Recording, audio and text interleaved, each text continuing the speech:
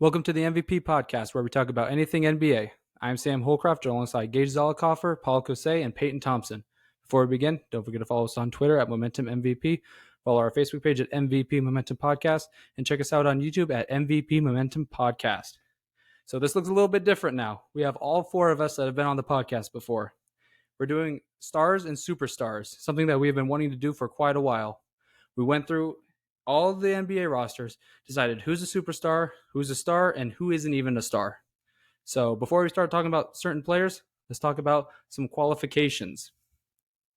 So I'll start off and give off some of my superstar qualifications. So in order to be a superstar for me, you had to hit all 5 of these traits. You had to either win a championship or be a multi-time MVP finalist over the last 5 years. You had to play in at least 2/3 of your games over the last 5 years, win 2 awards, which is any major award, all NBA or all defensive, no rookie teams, or you can get in with that with 3 all-star appearances over the last 5 years. Over the last 3 years, you had to win at least 50% of your games, and currently you have to be making at least over $30 million. So I'll hand it to Geigh, and for his... It's a terrible qualification. That's okay. All right, so the qualifications for me, it's more difficult than just making money. You must be an NBA champion, leader, holding 3+ all NBA accolades, or be a multi-time MVP finalist within the last 5 years, and multi mean like at least 2. For a superstar, the ability to change the culture of any team single-handedly, that's kind of ambiguous, but really it means that you become a focal point of your team's entire offense or defense. And a superstar has to be on a 10th seed or NBA conference final contender. So any teams below 10th seed don't have superstars. They may have stars. So does that include top 13 in turnovers too? Okay. Does not. So for my personal qualifications, my first one was having more than 1 year of solidified play and being a multi-time All-Star. My second was you have 100% to make the playoffs with any team given to you, win healthy. That's the one asterisk on that one. Bonus points for deeper playoff runs. And then my third was being an All-NBA player for the current year. So I like. My qualifications are, a little more loose than everybody else. Wait, Paul, I don't see anything written on there. Yeah, I know. We're gonna go with the Paul qual, right? The Paul qual. Okay, that's what you guys were calling it, right? Okay. Basically, you passed the eye test. It's just the whole thing's an eye test. That's all we're looking for. Nah. For me, all the things you guys are talking about there are good, but I want to stick to the things that basketball is really about, right? It's about winning games, winning playoff games, right? So for me, you have to have been the best player on a team that made it to the conference finals in the last 5 years to be a superstar. And that's it. Okay. So, all right. That's a really good one.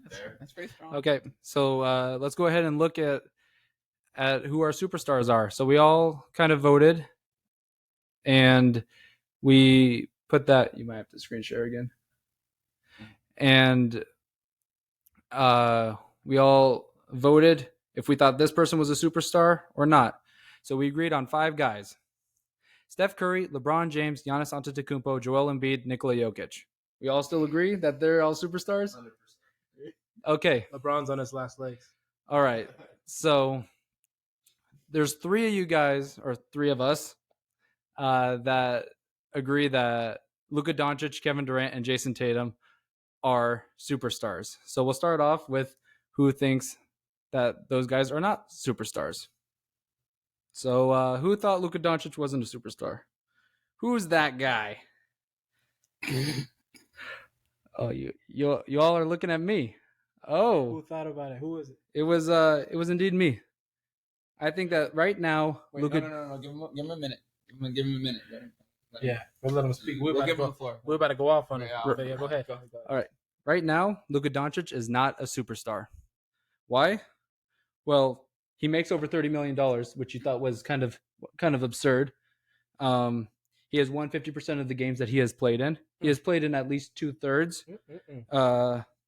And he has won at least 2 awards or All-Stars. But he is not an NBA champ, nor is he a multi-time MVP finalist. Now, this is something that I believe that he will overcome at some point in time. But right now, he has not proven that he can be one of the top guys. Look at the 5 guys. Steph Curry, unanimous MVP. Only person to ever do it. LeBron James, 3 championships in the span of 6 years. Giannis Antetokounmpo, Defensive Player of the Year, champion, MVP. Embiid and Jokic, championships and MVPs. Go ahead. He said, "Go." Who wants it first? Who wants to cook him first? Okay, so who do you? So Luka is not. he said Luka is not. So Luka is tell not. him why he is. But I see. So okay, I'm hoping that you're not the one who said Kevin Durant or anything like that, right? I'm hoping that you're not also that guy. But let's say you're not that guy.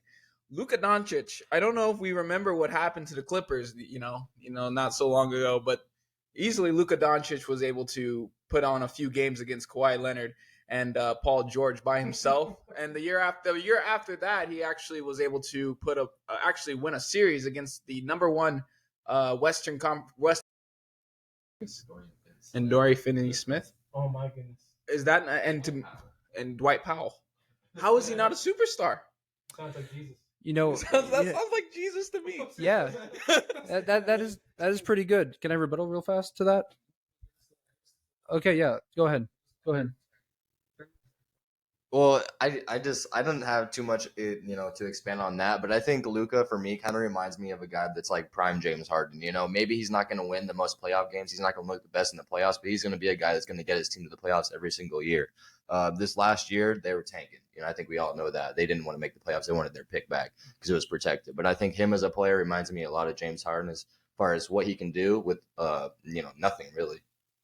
Okay, we got a full minute. Yeah, full minute for both back and forth. And as far as if just to add into that, what you guys are saying, I'd even take a level up to what Payton's saying. I actually, he reminds me more of LeBron. So think about a young LeBron, less athleticism, but the passing is there, the scoring is there, and elevating other players to another level is there. So if we're gonna say that, we're gonna say that LeBron that went to play the Magic in the finals was not a superstar that time. I'm gonna be real with you. Like, I came out stuttering because I was not ready to defend Luka Doncic not being a superstar. But this is the best I can do, just easily right out the back, just knowing that what he's done over the last few years. Like, yep. Hey, you can go ahead and stop screen sharing. But also, you brought up how Luka Doncic was cooking the Clippers. How many times of those 2 times did he beat them in the series? 0. They acquired Kyrie Irving this last year, and they were the 6th seed. Defend what he did against the Suns. Defend what he did. Game 7. That was phenomenal. But also, what did the Suns' big 3 do in that? Okay, blew away. Okay. Well, timer's done. Done. Has Sam convinced us? No. He's a superstar. Okay, go ahead. Okay, next. Who's next? All right, next is Kevin Durant. Yeah, who did that? I like your timer better, by the way. Yeah, I like your timer too. You get the timer. All right. So I got to cook again, I guess. Yeah, it was me. Whenever you're ready. Yeah, whenever you're ready. Yeah, he's the guy? He's the guy. Whenever you're ready. So, Disgusting. Okay, so in the last 5 years, has Kevin Durant won a championship? No. Has Kevin Durant been a multi-time MVP finalist? No. In the last 5 years, not multi-time. In the last 5 years, has he also played 2/3 of his games? No. So how can he be a superstar? That's mine. Go ahead. Okay, we get the rest of your 30 seconds? Go ahead. Okay. Yeah, because you want to. We're talking about Slim Reaper here. We're talking about a player who can single-handedly gear a team to projecting to like the top 3 seed in the East. Automatically, with just not even. Did we forget that? Yes, he did not play a lot of his games, but how many games did James Harden and Kyrie play? And what seed were they? Oh my goodness. By himself. Okay, now give us the full minute. Go ahead. You're on to something. Yeah. So, and I think he was projected to be he was almost a scoring leader this year too. Yeah, he just didn't fit the bill by like 10, 20 games, but he came back from some freak injuries this year. You're talking about a size too big from going to that. Yeah, and if I see Kevin Durant not on your list, I better not see Kawhi Leonard on your list. Okay, just by these same reasons. By the same reasons, exactly. Yeah. And if I'm going to add to with the Kevin Durant thing, the reason Kevin Durant is still a superstar is all those things Geigh is saying. But you got to realize that he draws so much attention just from him being on your team that people like Devin Booker are going to have the easiest season. Their easiest seasons because he's not. It's Kevin Durant. That's easy money sniper, right? Yeah. Hey. All right, here we go. Go ahead, James. Go ahead. You got I mean, I don't have too much to say. I like what you guys said as well. But for me, he meets all my qualifications. He makes the playoffs every single year. Do you guys know the last time he missed the playoffs? I mean, I honestly don't. Yeah, I don't know. Yeah, as far as being healthy. And he's an All-NBA player every single year when he's healthy as well. You know, I think for KD, I think you're putting a little bit too much stock into him not being healthy because I think we all know when he is healthy, he's a top 5 player in the NBA. When he got traded to the Suns, that made them the front runners to win the title this year. They didn't lose a regular season game. Nope. They didn't even. I mean, we could say it was Ayton and Chris Paul sitting, but I mean, you weren't sold on Chris Paul playing this year, right? We weren't sold on DeAndre Ayton, but we were like KD, he's the guy. Yeah. They got whooped by the Nuggets. He showed up. And so did Booker. Let me tell you something. But look at this. They're the only team that even other than the Heat in the finals that got a win against that team. Against the Nuggets. They swept the Lakers. They swept they did not sweep Minnesota. They didn't sweep Minnesota? Minnesota won one. They got one. Okay. Well, so I'm saying they're the only one to win 2. And the only reason Booker was able to show up the only reason Booker was able to show up against that series was because KD was demanding all the attention. Imagine still being KD, being a number 1 option on that team and still doing what he does while allowing whatever score you want. That's why they want Bradley Beal. That's why they want Booker next to this guy because he draws attention and he'll be able to shine. I don't even remember the last time Booker was going to be okay with being a second option. When has Booker been a second option in his life? I don't know. Yeah. What's the time? We're good. We're on to the next. I'm not convinced. Well, yeah. Sam, you're 0 for 2. That's totally fine. That's totally fine. We'll wait until Paul starts talking. Okay, so the third guy is, let's see, it was Jayson Tatum. You know what? I'll go 3 for 3. How about this? Now this one's going to be quick. So he is also not an NBA champ. Could have been there twice in the last 3 years, but just couldn't get the job done with a good team around him as well. And he has not been a multi-time MVP finalist, even though he was this year, but not a multi-time.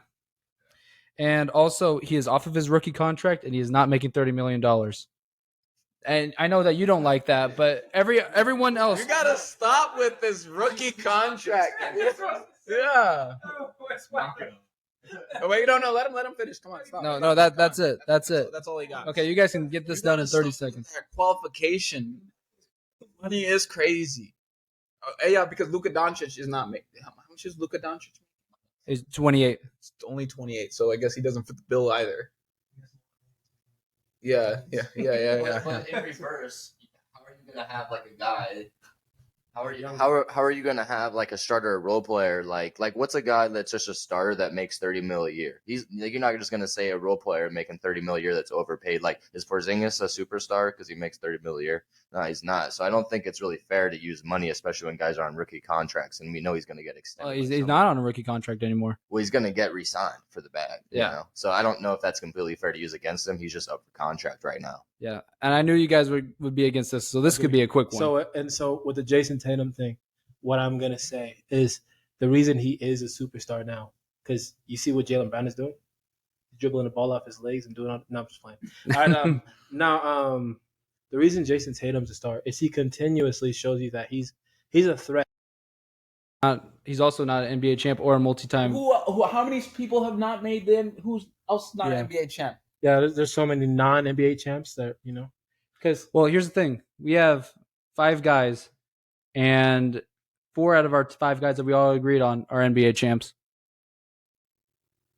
So LeBron James didn't win the NBA championship until he went to the Miami Heat. Was LeBron James never a superstar when he was on Cleveland in the first round? Was he never a superstar? Was Dwight Howard never a superstar? Never. You see what I'm saying? Like, Dwight Howard was never a superstar. There's a lot of people that Charles left. Barkley was never a superstar. James it's Harden hard. was never a superstar. PG never. It's just there's only one person that could win in the year. That's true. You see, that's why mine became conference finals appearances. Yeah. And that's that. I mean, in hindsight, he has been there too many. 4 out of the last 5. So that is a good one. I'm kidding. No, it makes sense. It makes sense. So, I mean, you guys can sway me. All right, so now it's going to get spicier, okay? Now we're in the 2v2s. Okay. All right, so now I don't have to take the front load of this. You had all of the 3v1s? Sam had all the 3v1s. All right, so 2v2. First one we got, Damian Lillard, who did not have him as a superstar. Neither did I. I got Dame. Okay, Paul. We got the first time. Start the timer, Paul. I thought it was the people who didn't have him go first. I thought it was the people to do. Okay, yeah, go ahead. Yeah. Go ahead. Okay. Yeah. So I think Damian Lillard is a superstar. I think he's just on the wrong team. Now, it's impossible to win a championship on these sorts of teams. I did consider him like a playing contender, but they obviously tanked. So they only need 2 out of 3, and I think Damian Lillard has the ability to win a scoring title if he's so pleased. So he can win a scoring title like that. He has proven to have 2 of his games are remarked as the most efficient games in NBA history. NBA history in terms of the PER. So I think I think you're just underrating this guy because he just is on the wrong team. He doesn't have any help. And imagine not having this much help, but being able to do these kind of scoring shots in the game. In the beginning of the season, the Trailblazers were doing I think they were number 4 or something. Sorry, Paul. You're good. Go ahead. Do I get extra time to go with it? No. Go ahead. Oh, yeah, go. All right. So, how does 24? So this is last year's. No, not this last year, but the year before that. 24 points per game, 4.1 rebounds, and 7.3 assists sound. That sounds like to me from that already. That's in the category. That's in range to become a superstar, right? That was last year's stat. So if you didn't get a superstar the year prior, how about we take that 24 points per game, we take the 32.2. Maybe his assists went down. No, it's exactly the same, 7.3. Maybe his rebounds went down. No, it went to 4.8. So in all those things you put together, he had his best career season ever, being the number 1 option. So everyone knows Dame's shooting it. So how did he elevate to that kind of level? And also, my biggest thing that I go off of, you guys, is did they make a conference finals appearance in the last 5 years? Dame went and played against the Warriors. He got swept, but he showed how he got to the finals, basically by himself. He had help from CJ, but nonetheless, Dame by himself. Here we go. PT, I'll let you go first. Before I get into my points, I do want to say that I think Damian is one of those guys that's on fringe for me. It was hard not putting him at superstar, but someone can't make the cut. And when you talk about guys that are not in that extra level of, being in the top 5, top 6 of the guys that we already talked about, he just didn't make the cut. And so, obviously he's been hurt the last couple years off and on, hasn't made the playoffs. And so I think, maybe recency has kind of gotten me a little bit. And when he's healthy, he's a great player. I just don't think he's in that extra tier of guys. Now, the production is very nice. And I think that, with his teams, he could have used a little bit more help. But I think, when he's had his best teams, he's had help. He's had LaMarcus Aldridge. He's had CJ. He's had Jeremy Grant now. He's had Nurkic when he's healthy, And so I think he's had chances, but he's just not in that extra tier where I know 100% that he by himself is going to take my team to the playoffs. That's playoffs.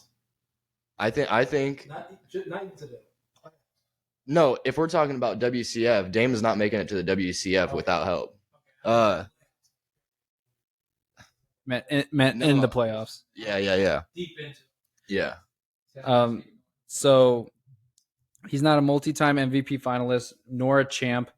But that's not the only thing that's holding him back for me. Is it the money? No, because he's making 30. He got 50. But in the games that he's played over the last 5 years, he has not won 50% of the games. He's at 49 point something in the games that he has played.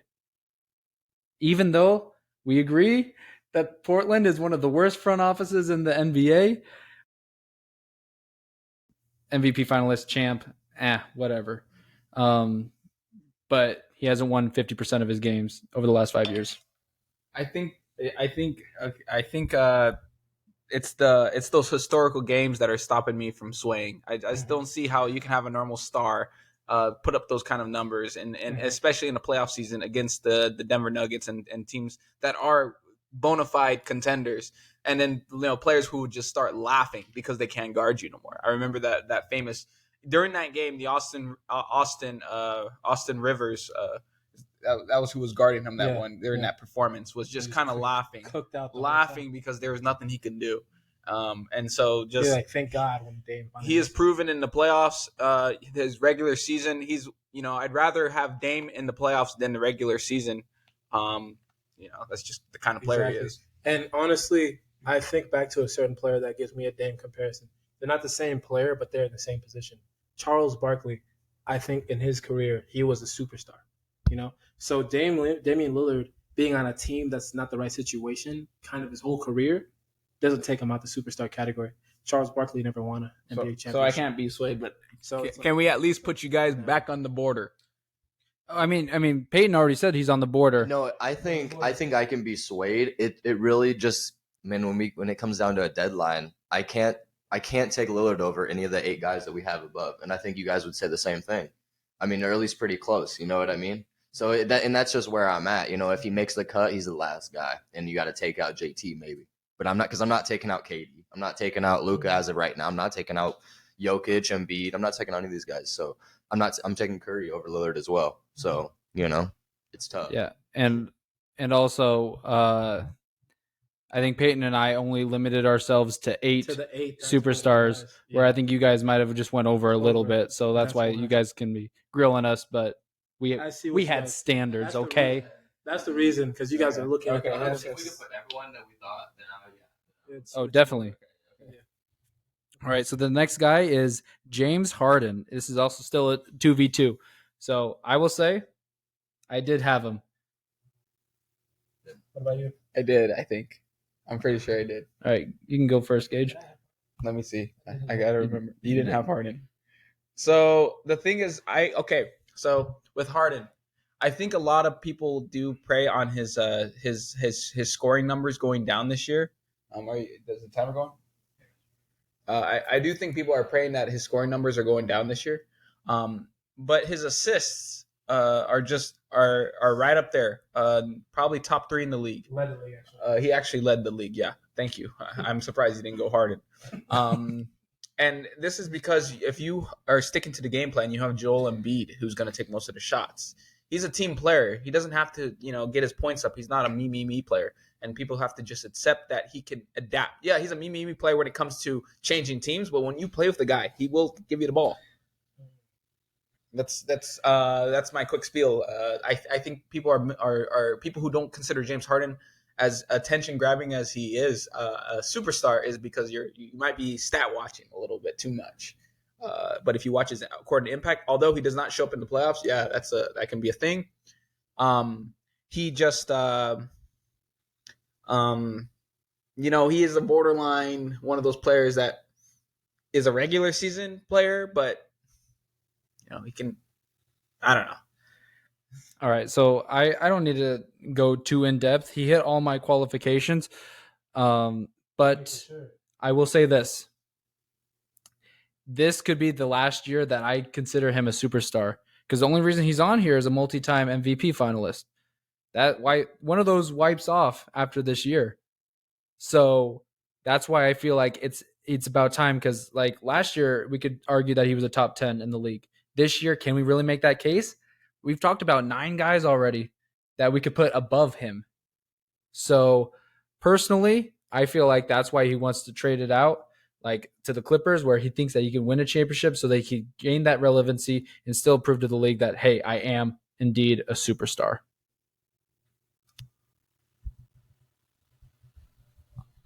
Yeah, for me, when it came down to comparing Harden to other guys, I think it's actually the opposite. I like the way that his stats have gone, but when I watch him play and I see the team culture around him, he wins a lot of games, but the way that he plays, I just don't think is the right way It's not a winning. It's not a winning, Formula. consistent way to win. I think a lot of the time it works in the regular season because he doesn't play the same team over and over again, but in the playoffs he gets exposed, and he's had some really bad playoff games. It's a wrap. And so, if we're talking even about a guy like him versus Damian Lillard in the playoffs, I'm taking Lillard all day. For sure. And he's also, generally not very clutch either. And so that mixed in with him having health issues the last couple of years, it was really hard for me to say, yeah, he's a superstar. And I'm a Rockets fan, and I still have love for Harden, but I can accept that he's not the same guy that he was in Houston. The guy that he was in Houston, he was probably fourth or fifth best player in the NBA. Mhm. And then I think we can all agree he's taken, a step back. And so, for him to only be your guys' 7 or 8 or 9, I think is a little bit too high. Exactly. So I want to add to that. Come on, you guys. I only got one qualification. One. When was the last time this guy's been in a conference finals? Yeah. 2017, 2018. Yeah. He's out. And then when he went in the playoffs that year, he proceeded to choke the last 2 games after the leader of the team, Chris Paul, got hurt. Done. Yeah. Okay. So did they convince us to drop him out? No, there's not a lot of numbers there, man. But I'm telling you, give him one more year, okay? You made me think about giving him, like, looking at him. I guess I'll look at him differently. How about that? Look at him as a star. I mean, I said that this is his last year on my superstar board, unless if he wins a championship or becomes a finals or an MVP finalist again. Right. So, All right. So the next guy we got Jimmy Butler. Who are the 2 guys that said yes on Mr. Jimmy? Okay. All right. So we'll let you guys go first. You got it, Paul. Jimmy is a superstar. The guy has proven to you guys multiple times. Everyone thought it was the bubble. Did it again when everyone was healthy. And it happened to be the same 4 teams in that situation. Yeah. So it wasn't a fluke in any kind of way. He didn't finish getting the job done because Jokic was doing some stuff, all-time stuff, right? So he did have some struggles in that series, but that happens, But as far as being a superstar, he proved that he can be the best player on a championship team. So that's why I go with that. So do we really think that do we really think that Miami Heat team is that well built? Like be honest, No. well built. No. Now, how many conference finals has Jimmy been to? The last 5 years. Last 5 years. Last 5 years. 3, I think. 3 of them. 3 of them. 3 out of 5. And so, with the help of Bam Adebayo and a bunch of G Leaguers who the Heat just developed in house. Not even G Leaguers. G Leaguers. Dudes that they called J. Cole up for. Exactly. So I'm telling you that and you watch Jimmy Butler's stats, they're not always the prettiest. It's not really clear cut what he does well, but he's a jack of all trades. He's gonna get you he's gonna be a part of that game, whether you like it or not. He's going to either score more than you, he's going to out-rebound you, he's going to out-steal you, he's going to he's going to out-mamba you. Exactly. And now I want to add something on top of that. Currently in the NBA, Jimmy's the best 2-way player in the NBA. Currently in the present set NBA. It's not Paul George anymore. It's not Kawhi Leonard anymore. It's Jimmy Butler. And also, when you say the things everyone wants to say, his regular season is kind of trash, but what really matters, the playoffs or the regular season? That's all.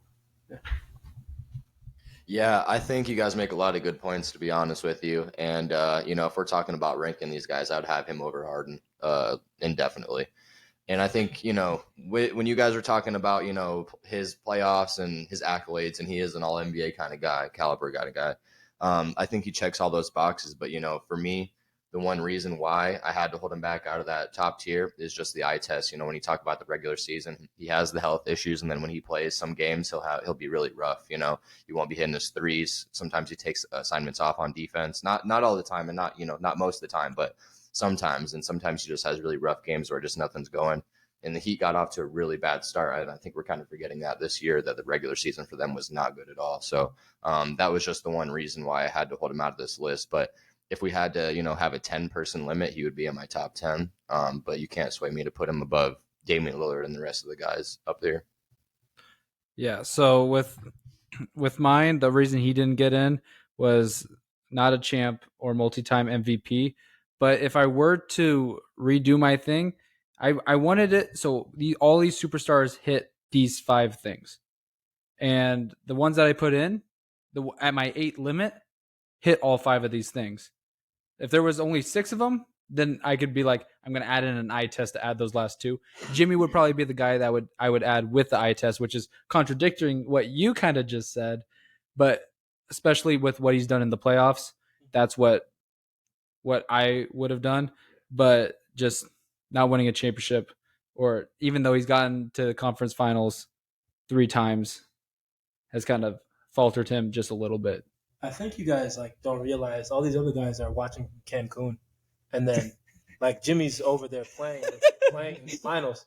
So these dudes are in Cancun and just chilling, and they realize this guy that everyone's writing off is in the finals, right? So for me, if I was gonna take my list off, I would actually take Luka off before I put Jimmy. I mean, I put Jimmy on there over Luka, actually. If I was gonna take someone off, if I had to, he goes above. That, right? He goes above him. Okay. Yeah. So it would, but to me, I think they're both on the list. Mm-hmm. So. Okay. All right. So the next guy is Kawhi Leonard. Who is the 2 guys that put Kawhi Leonard as superstars? I'm not. Wait. You told me. You gave me. Okay, so you gave me crap for not putting KD, but you also put Kawhi? So obviously injuries aren't a big thing to me. So yeah, obviously injuries are not a big thing to me. If it's the thing that I can live past the injuries as long as when you do play, you bring it and you're not resting. Like Kawhi has had some serious injuries. And I think that if you watched when he plays in the playoffs, they were able to take a game away from the Suns just off of Kawhi alone. I mean, he did it without PG, and I guess he did it with Russell Westbrook, who couldn't shoot a 3 to save his life. So he was able to. Yeah, Russ was playing his thing, but with Kawhi, it's never that I think he gets rusty or he's just not doesn't have it anymore. It's just that he's not able to come and play. So I think this pick is mostly just because it's mostly if you believe that. If injuries are a big deal or games played are a big deal. Now, if you are the NBA executives who care about fans coming to the game and not being able to watch their favorite player, then you think that's a big deal. But otherwise, that's what it comes down to. Okay, yeah. I think Kawhi Leonard is actually the hardest one for me to put on the list. You guys should know this by now. I put him in the superstar list because, man, it just happens to match that metric. But if I was just given eye test, I would take him out. Off of my, the Paul Qual stuff, But the only reason he makes it in is he did have that run with the Raptors, which when he won the championship, I do want. Yeah, so we'll keep him. I don't want to make myself. I don't understand why you didn't have him 2.5 years ago, but you do now. But okay. The Paul Qual changes. I mean, my qualifications changed, so did Gauge's. So I understand that. Yeah, I think you kind of hit the nail on the head, Geigh, when you said about if health matters or not to you, because if it does, then it's kind of the deal breaker for you at this point. I was just looking on Basketball Reference, and the last time he played more than 60 games was 2016, and so we're coming up on what is that 8 years now. So it's just it's tough for me to to put him in that next caliber when he can't stay healthy. And, like you guys said, when he is healthy, he's a great player, and I'd probably put him as a superstar, but he doesn't play nearly as much games as any of these other guys. And even some of these guys that are in the star tier play more games than him. And so, yeah, his production is great. And like y'all said, if he didn't win that chip with the Raptors, I'm not really sure where he would be at on my list. I think that really puts him up there pretty high for me, that winning that championship. And obviously he's won another championship before that. So, I think winning has been his biggest strength throughout his career. But if he's not a winning player, he's probably way further down the list. Mm-hmm. Especially with his injuries issues, which is why he's not a superstar for me, missing 2/3 of his games in the last 5 years. And I mean, it's the same reason Kevin Durant got snubbed. So you guys just changed my mind. When Payton mentioned that stat with the 60 games, that was enough for me to take him out. Because so you're going against the Paul qual? Because he won a championship on the year he didn't play 60 games. And then he won to an injured Kevin Durant and Klay Thompson. Yeah. All right, Paul. All right. Hey, bro. All right. So you're staying? We didn't convince you? All right. So the last one that's a 2v2 is Anthony Davis. Who's the two guys that put Anthony Davis? You put him as a superstar? I didn't. I have him as a superstar. Hand us the mic. I'll let you go first. This is your guy. Yeah, so Anthony Davis, did we forget that he was also, easily, I think 4 out of the 5 last years, he's been a defensive juggernaut. I think he's been all defensive at team. So he fits that category, and he also recently won a championship in 2020. And during the he was actually up for MVP this season. He did have to sit a few games and had to sit back a little bit. But Anthony Davis he is a focal point, and he's a defensive stopper on any team while reliably giving you 20 and 20. I just don't see how you can say that you don't have a superstar off of those stats alone easily. So that's really quick. Yeah, with Anthony Davis, injuries is an issue. He is made of glass, but when he plays, he has played this year, and he this year he has. So I really feel like he deserves to be a superstar, especially this playoff run. Like, yeah, he was non-existent some games, but some games he was the reason they won. And like this Lakers team does not make it to the Western Conference Finals without Anthony Davis, nor LeBron James, which we all agree is a superstar in year 20. And AD is able to elevate himself into the superstardom, even though he's right on the cusp with that 2/3. I think we were forgetting what AD was doing mid-season. Mid-season, willing the Lakers. Actually, there was a time where he willed the Lakers handedly to the playoffs without LeBron. LeBron was out with his foot problem, and he was still willing the Lakers to the playoffs. I think they actually had an amazing record once they had made that trade. They had the best record in the league, and Anthony Davis was heading that.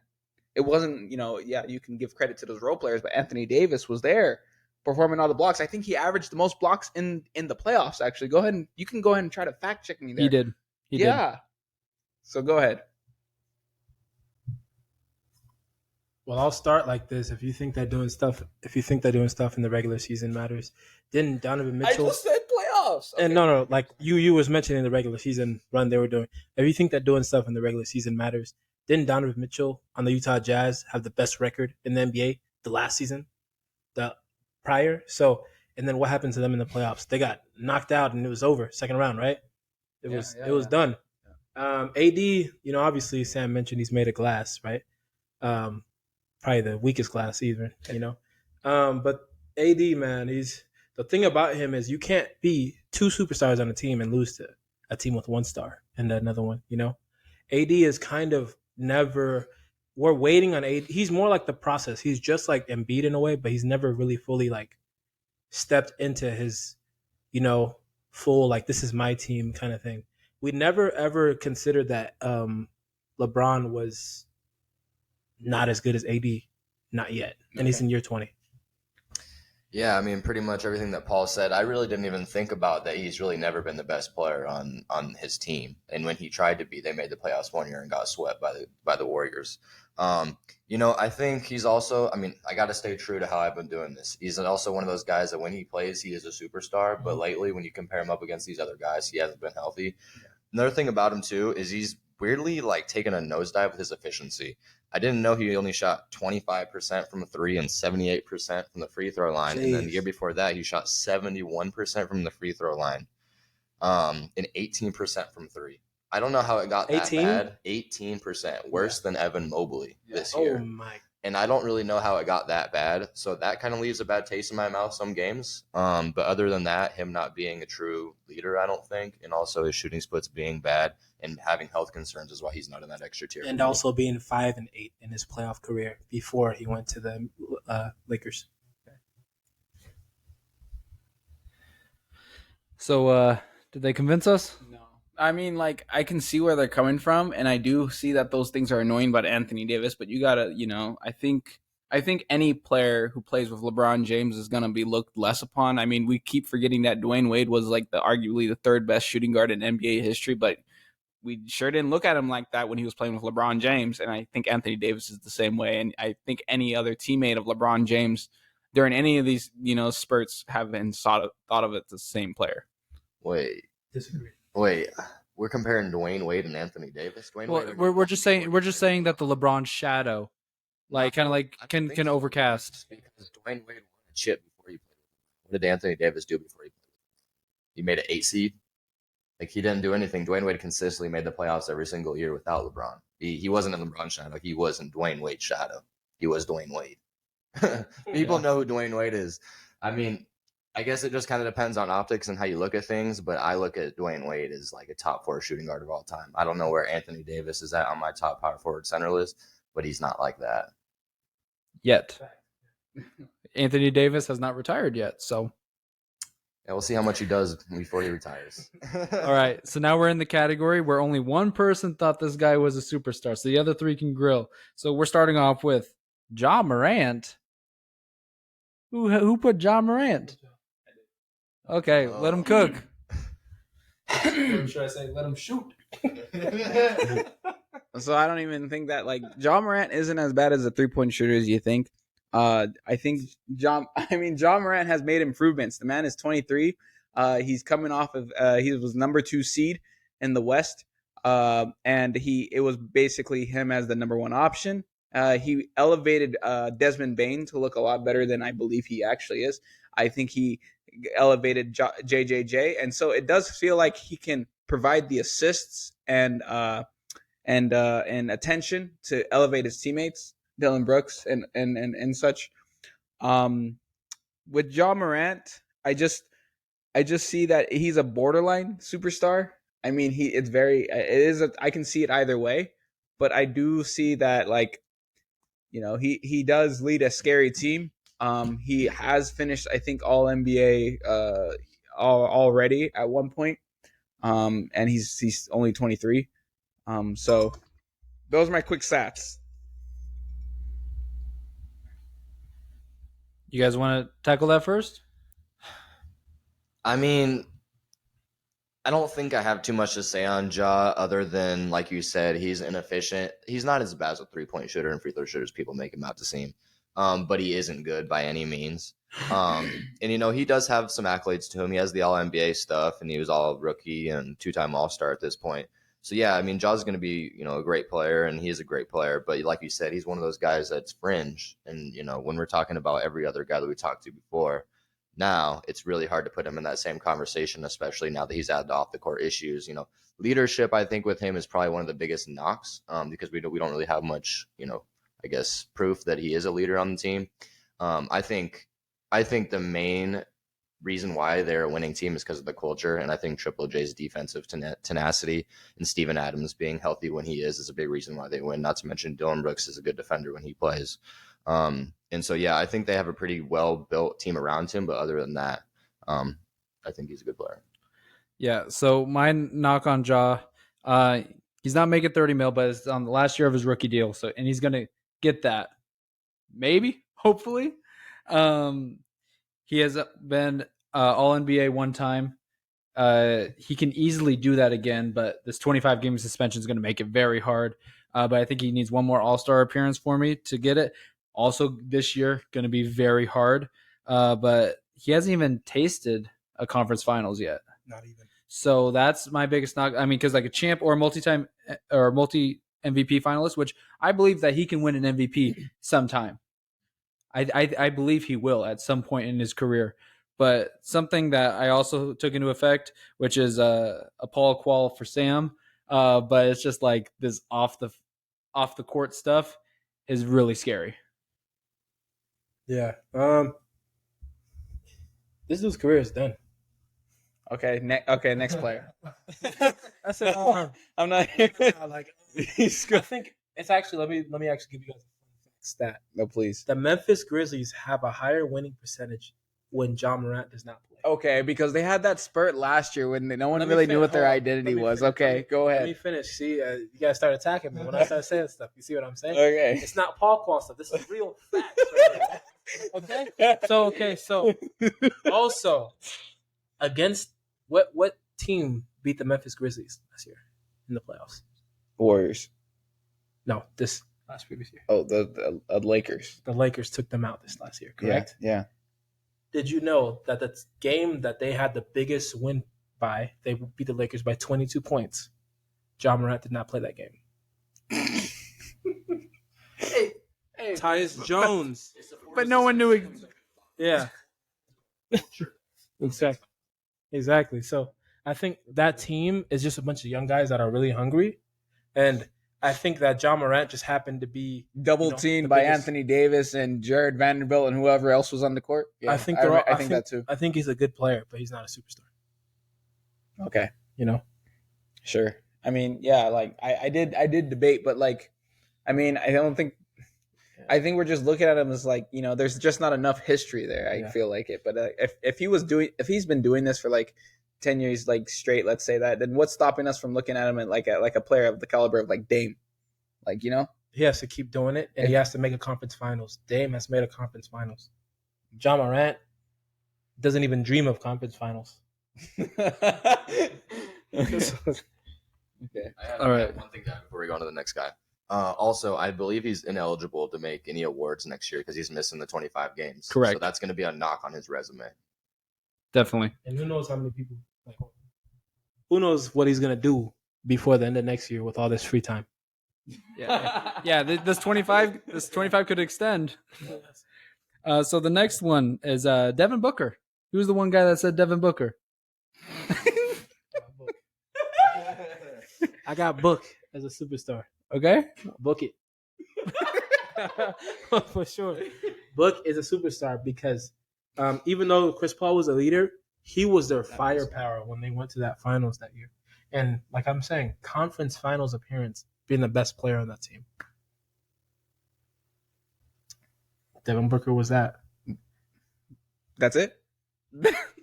That's what it takes. Is that's all it takes to be a superstar? That's the Paul Qual. So yeah, the Paul Qual. Okay, so you got to look at it this way.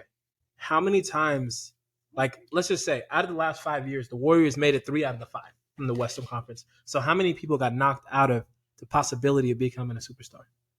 You see what I'm saying? Yeah, 15 more seconds to convince me. That's a very hard window to go through, as easy as we think it is, So that's why I say conference finals appearance is my biggest thing. And he's putting up the numbers to match that, to make it make sense. Okay, let me just say that his playoff series every year have disqualified me from considering him as a actual superstar. I don't think there's any time where I'm like, man, this guy's a superstar. Not the Mavs series, not the Bucks series, not because when did he show up there in those series? Did he show up against the Denver Nuggets? No, he didn't show up against any of those teams. I mean, I remember that people were trying to stop Chris Paul from like scapegoating the guy against the Bucks. And then I don't even know who you scapegoat against the Dallas Mavericks. And they both were higher, like top seeds every time. So what kind of superstar does that? Yeah, pretty much. I mean, it's just his playoffs aren't the greatest compared to other guys that are a little bit higher. I think his production is great, and he's great in the regular season too. Maybe he is a better comp for James Harden than Luka is. Maybe like a guy that's going to give you points. He's going to be a good playmaker. Play defense in spots, and maybe he's a little bit underrated as a defender. But when it comes to the playoffs, he needs the team built around him. He needs a second guy to be the guy. I don't know if I ever can see Devin Booker being the best player on a championship team or a Western Conference Finals team. And I guess he was that one year they went to the finals, and then it all went downhill from there. But they haven't gotten back to that point either. So, it's hard for me to put him up there. Yeah, they've only been there to the Western Conference Finals once, and then they went to the NBA Finals. That same year. So, yeah, and then they ended up not winning. Which, here's the thing, is he's been an All-Star 3 of the last 5 years. He hasn't been All-NBA for 2 years, so that's why he passed that qualification. But if they just would have won a championship, then I probably would have been right on board with you, Paul. And potentially these guys could have been too, but they just didn't pull it out. They were up 2-0 against Milwaukee. Yeah. And then just 4 straight. It was a sweep after that. Who they were playing? I mean, Giannis was crazy. I mean, don't you remember I called it? All right. Okay, so let me give you guys a good contradiction right here. I heard you guys mention, like, the biggest knock on your guys' thing for Devin Booker is his playoff performances, correct? When the Golden State Warriors won their first NBA championship, right? And they won their first one.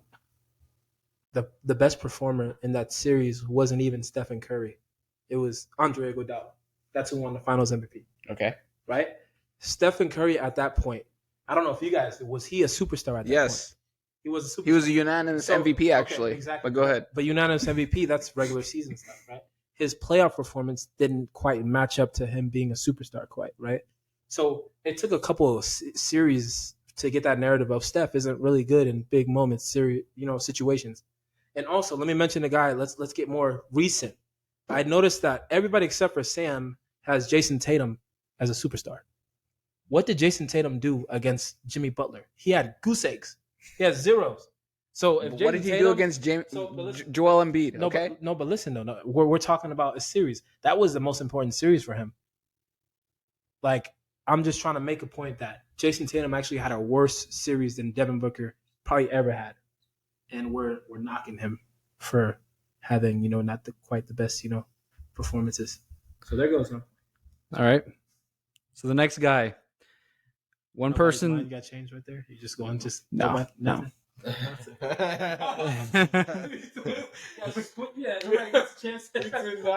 I think it was a fair point. It's fair. Yeah, it's fair.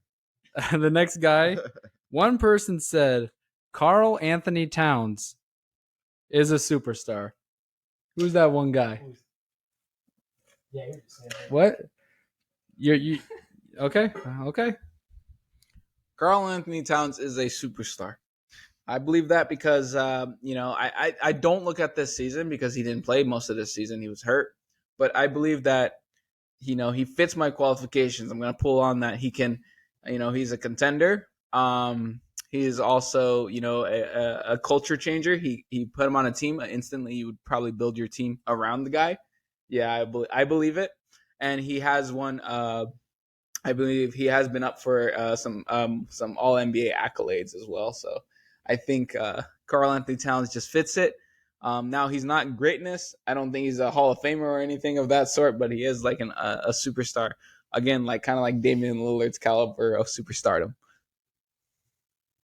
That's okay. Who wants to go first? Go. Oh my God. Okay, Eric. Oh my God. Paul, go ahead. Are you done? That was probably everything in his career. You just mentioned his career is done after that.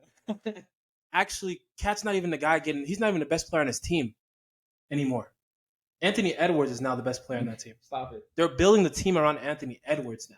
It's not Cat is basically going to become their secondary guy. There's talks that it's going to be they're building around him. There's talks that they might even keep Rudy and trade Cat rather than trade Rudy and keep Cat to build around Anthony Edwards. I think that's more of an asset thing, less of what player's better. I just think they can get more out of Cat at this point, and they already traded all their picks for Gobert, so it would be bad. But man, I just never thought Cat is the one guy I think out of the guys that we've named really shows up bad on the eye test. When you watch him play and he plays against good competition, yeah, he'll have good games here or there, but a lot of the time he will get bullied. And he'll get bullied guys that are the same size or smaller than him. And I want to say like his defense is pretty solid when he tries, and he's in it and he's bought in. But he's going to be one of those guys again that's not ever going to be the best player on a winning team or the second best player maybe. And he's proven that. He's proven to never really have deep playoff runs. And I think the one decent playoff run they had was with Jimmy Butler. So it was over him at this point. And yeah, like Paul said, they're already starting to build around Anthony Edwards, who's 5 years younger than him, 6 years younger than him. He's been in the NBA for 8 years. He's only made 3 All-Star teams. And like you said, last year he only played 29 games. And so, he's just not in that higher caliber guy. Yeah, so like I think like it is that like part of it is the health consideration again, but I also think like out of the stars, like you can't really put anyone like, so we have like our list of superstars, but if there's gonna be someone who's gonna be in the bottom of the list, it has to be Cat. Like someone has to be the last person. Like I think every superstar we've talked about is going to be higher than Cat. Obviously, you guys think the same because otherwise he would have been a superstar. But I can't think of a single person I have as a star.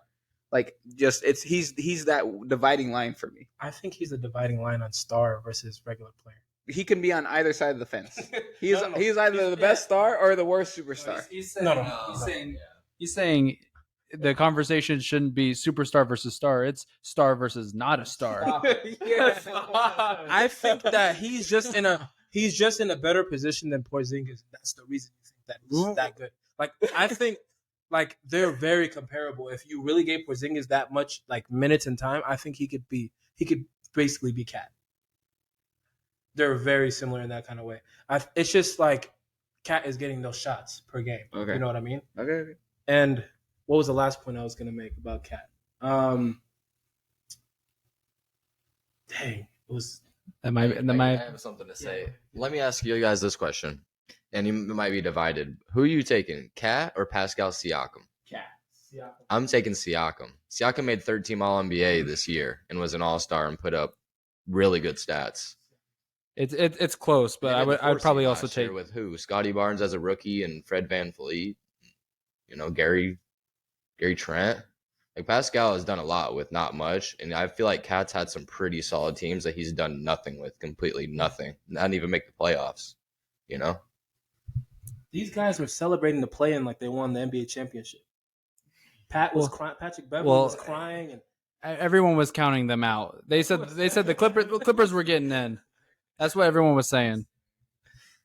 All right, so the last one in the stars versus superstars is Mr.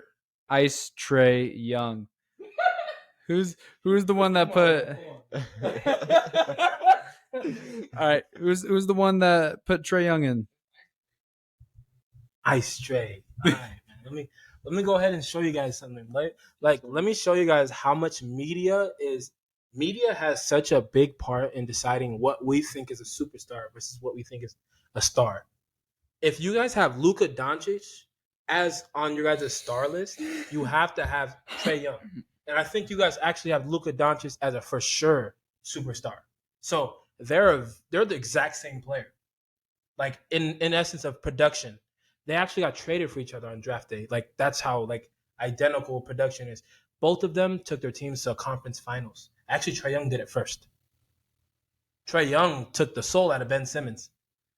And let's talk about stats. Let's talk about stats for a second, right? Let's talk about stats because you guys are interested in numbers, right? Trae Young last season, 26.2 points, 3 rebounds, 10.2 assists. Okay.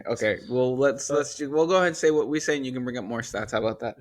All right. So I think with Trae Young, I do think that he is better than we think, just because he does make his teammates a lot better. He does average. I actually remember it wasn't actually James Harden who averaged the league leading in assists. It was actually Trae Young. But we all look at Trae Young as a 3-point shooter team, but really that gives his teammates the ability to give open looks. But like, besides what happened with Philadelphia, he hasn't really proven to, he's been very streaky and hasn't proven anything since. There's been a lot of better guards, in this list of superstars. You're gonna have to pick these better guards than Damian Lillard, Steph Curry, those types of players just over him. That's how I believe it. I think for me, what it comes down to, as far as comparing his game to other guards, and I do want to say I really like Trae Young as a player. He's probably a top 5 or 6 player for me, and I love his production. He won me a fantasy a couple years ago. But I will say defensively, he is a nightmare. If he has to guard anyone, that can handle the rock or shoot or drive, he's probably not going to be able to stay in front of them. Trouble. Yeah. And so, yeah, he's an offensive superstar, but he's a defensive liability and probably one of the worst defensive point guards in the NBA, and that's why they got Dejounte Murray. I also want to say that I think if you swap him and Luka teams, I think Luka takes that team to the second round every single year. And Trae Young took his team to the ECF one year, and then this year, lost in the first round or lost in the play-in? Lost in the first round, I think, the few other years. Yeah, so I just, kind of comparing apples and oranges, I think it's tough, but yeah. They did take him to 6, Paul. If you play your cards right after this, go ahead and you can say what you want to say, but if, Paul, you play your cards right, you can swing.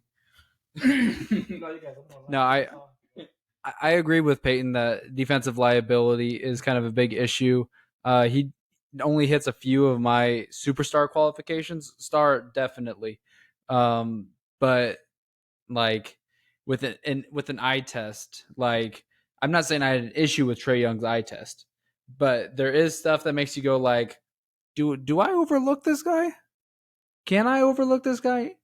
And then in the end you just go, nah. But like there is things that make you go, I don't know about that. Okay, go ahead. All right. So I like what you guys are saying about the things. First thing I want to address is the defensive liability. Is there any superstar on the list of superstars that is a defensive liability? Luka Doncic. Luka, to be honest. Yeah. Is there wait, and who did and who didn't have him? Hey, and who didn't have Luka as a superstar? Okay, just want to say. So Sam, the only person who should be actually arguing with me, if that's anything, is Sam. Evan should not have anything in this, But Sam actually did stick with Luka's not a star. And actually, there's one more person on there that's actually more of a defensive liability. Who is it? Who? Tell me. Who? Tell us. Chef Curry. Stephen Curry is a defensive liability. That is true. Everyone knows he is. That's why, Kyrie gets guarded by Klay Thompson. That's not gonna happen. What? That teams scheme to attack Steph. There's teams that scheme to attack Steph. I think you might have convinced me a little bit. I think so. All right, so that wraps up the superstar talk. You can go ahead and share the screen. Yeah, no, you didn't convince me. Okay, you convinced Geigh. Congrats.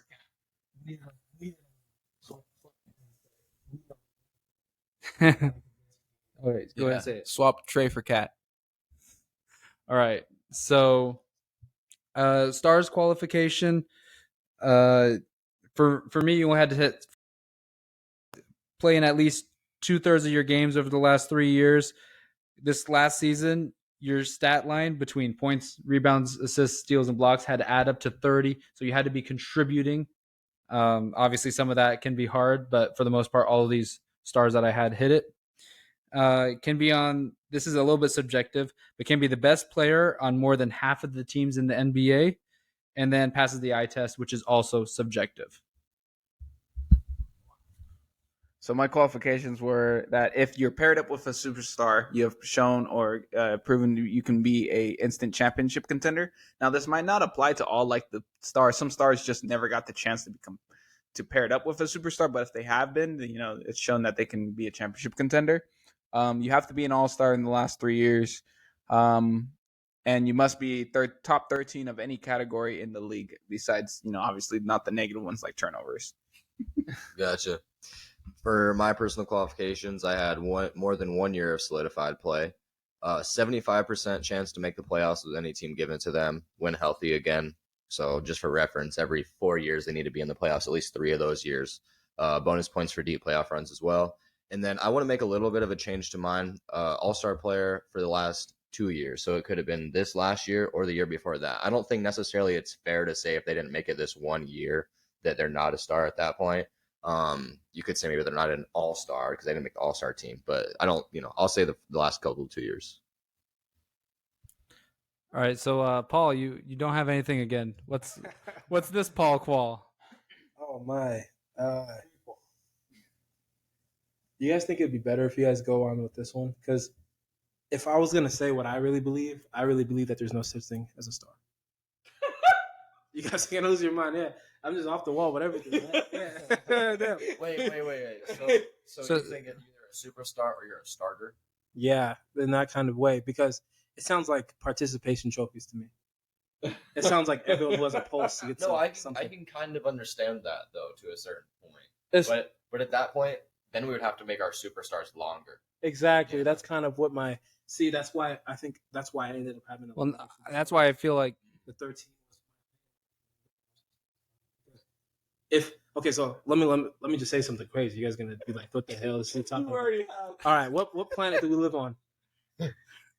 Earth, right? Okay, what's the closest star to us? The sun.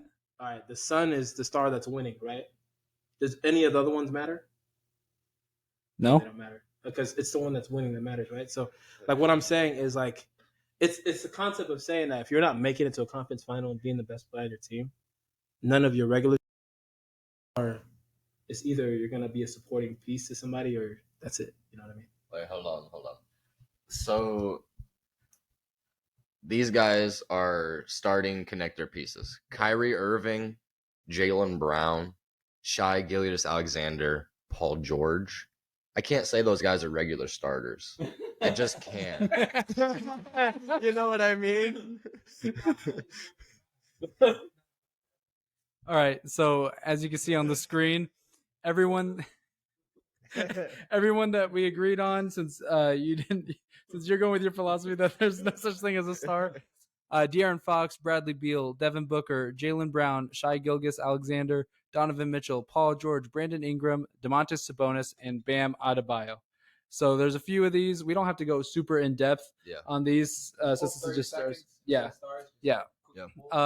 Two of us think Tyrese is, and then Paul, you can always give your take. We'll just give you a yes or no opportunity. Tyrese Haliburton. Who's the one person that said Tyrese is not a star? Did you guys have him as stars? I think it was me. I had him as a star. And basically what I'll say with that is that I think as of right now, I need just a little bit more of a sample size for him. Yeah. Another thing I want to see more out of him is winning. I know that, obviously the team hasn't been super well built around him, but I want to see him win a little bit more and play a little bit longer with the same production that he's had. I don't know. I just think that he's already taken that massive step. I think he's just overshadowed by playing on small markets. He can already show as an elite distributor. And that's something any team would love to have. I think any team would love to have a Tyrese Haliburton. He's just so playable. So I put him as a star just because of that. Yeah, same thing. He's a very playable person or playable guy, just like Geigh said. I don't think that he can. You want me to hold this? Okay. I don't think that he's one of the best player in half of the NBA, which was one of my qualifications. I might have accidentally missed that. But that team is kind of holding him back just a little bit with kind of how they're built. But if they build around him, I think that they have a good chance of being a better team than they currently are. What do we think, Payton? Yeah, I mean, I can understand that. I want to say again, I want to preface this. If we had an unlimited list, he would be on my list of stars. But yeah, I definitely agree with what you guys said. I think, his production, 21 and 10, it's really hard to beat that. That's what Harden is averaging right now, I believe. And, he's doing it at his age, good efficiency. It's tough. All right. So you could convince me. Kyrie Irving, who's the one? He's a star for me. He's a star? He's a star for me. I thought I had him as a star too. Oh, I think you might have missed him. Okay, so then we'll skip Kyrie. We all agree. Paul, do you want to disagree? Oh wait, you already disagree. All right, Jamal Murray. And the reason is that like he's not winning games, and this dude is, you know what I mean. So like, Wait, you disagree with Kyrie Irving? for sure, like he's barely even okay. No, Like what? Go ahead. No, let him cook. Let him. so man, Kyrie Irving is an interesting case, right? This dude paired up with Luka, and everyone thought it was game over, right? And it's like obviously showing that he's not a good supporting role piece now, you know.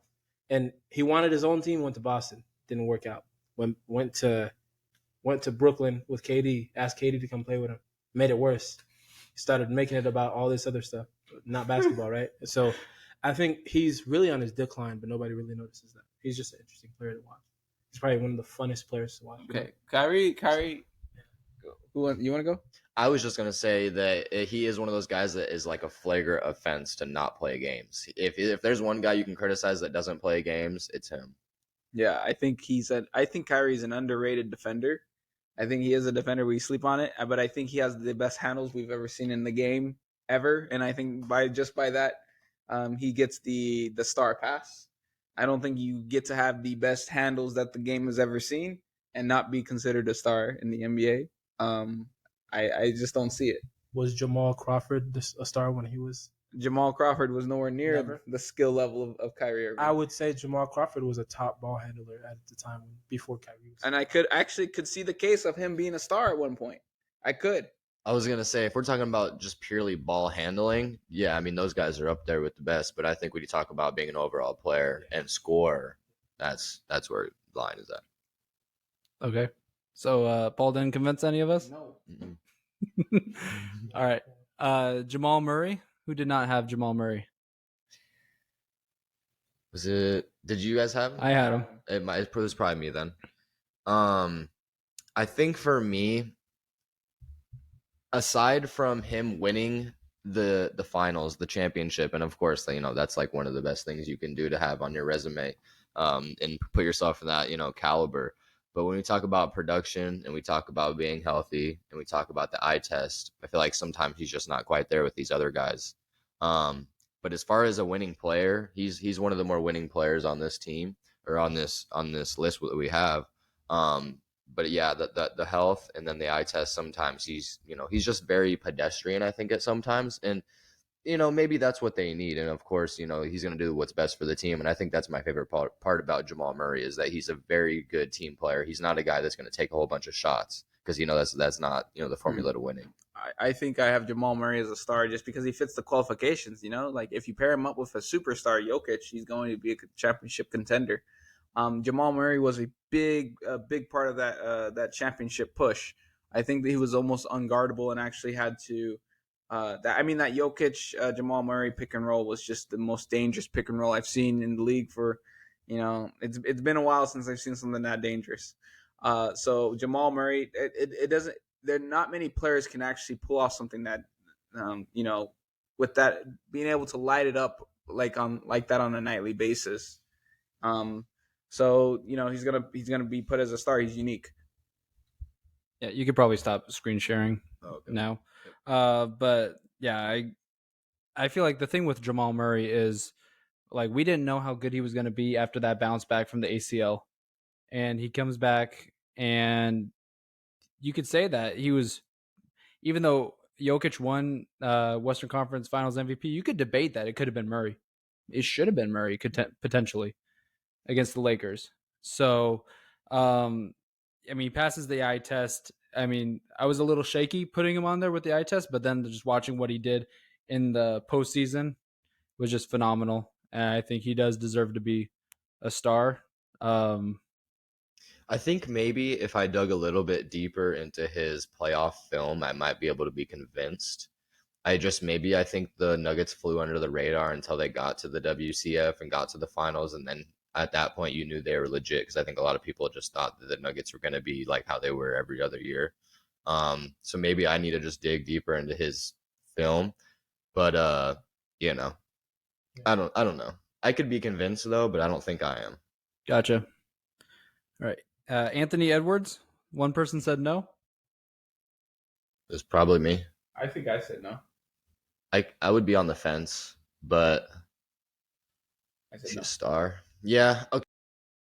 Because here's the thing, like I did have Cat as a superstar, and so therefore he doesn't fit the qualifications. And so with Anthony Edwards and how bad he performed in the playoffs, it wasn't enough to have me put him as a star. But then there has to be like someone on the fence, He is my fence because all the other guys on the star list are very good, So it's just more of a higher ceiling to be a star and maybe a lower ceiling for me to be a superstar. That's all it comes down to be. You said he played bad in the playoffs. I think he averaged 31, 5 and 5 on 35 from 3, 56 from 2. I think that's pretty good stats. He averaged 31 against the Nuggets. Maybe it was the games I watched. There was a game where he just. He might have had a bad game, but I think he was the sole reason why they were even in some of those games. They won a game. He stole a game from the Nuggets. Yeah. Maybe it was the play-in that I was Might watching. have been. I think it was probably the play-in, but I just watched it, and it showed a little bit more inexperience than I would have liked. And again, it mostly fell to the qualifications I had.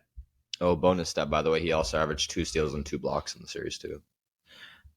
So I feel like the thing with Ant, and this is why I'm not grilling you, it was his second year in the league last year, right? Yeah. So that's why I'm not grilling you, because like it could be a little premature to put him as a star, but he hit a lot of my qualifications. He has the exact same qualifications as Jamal Murray, except just in a few years difference, like of kind of like seeing him. So yeah, it's true. That's fair.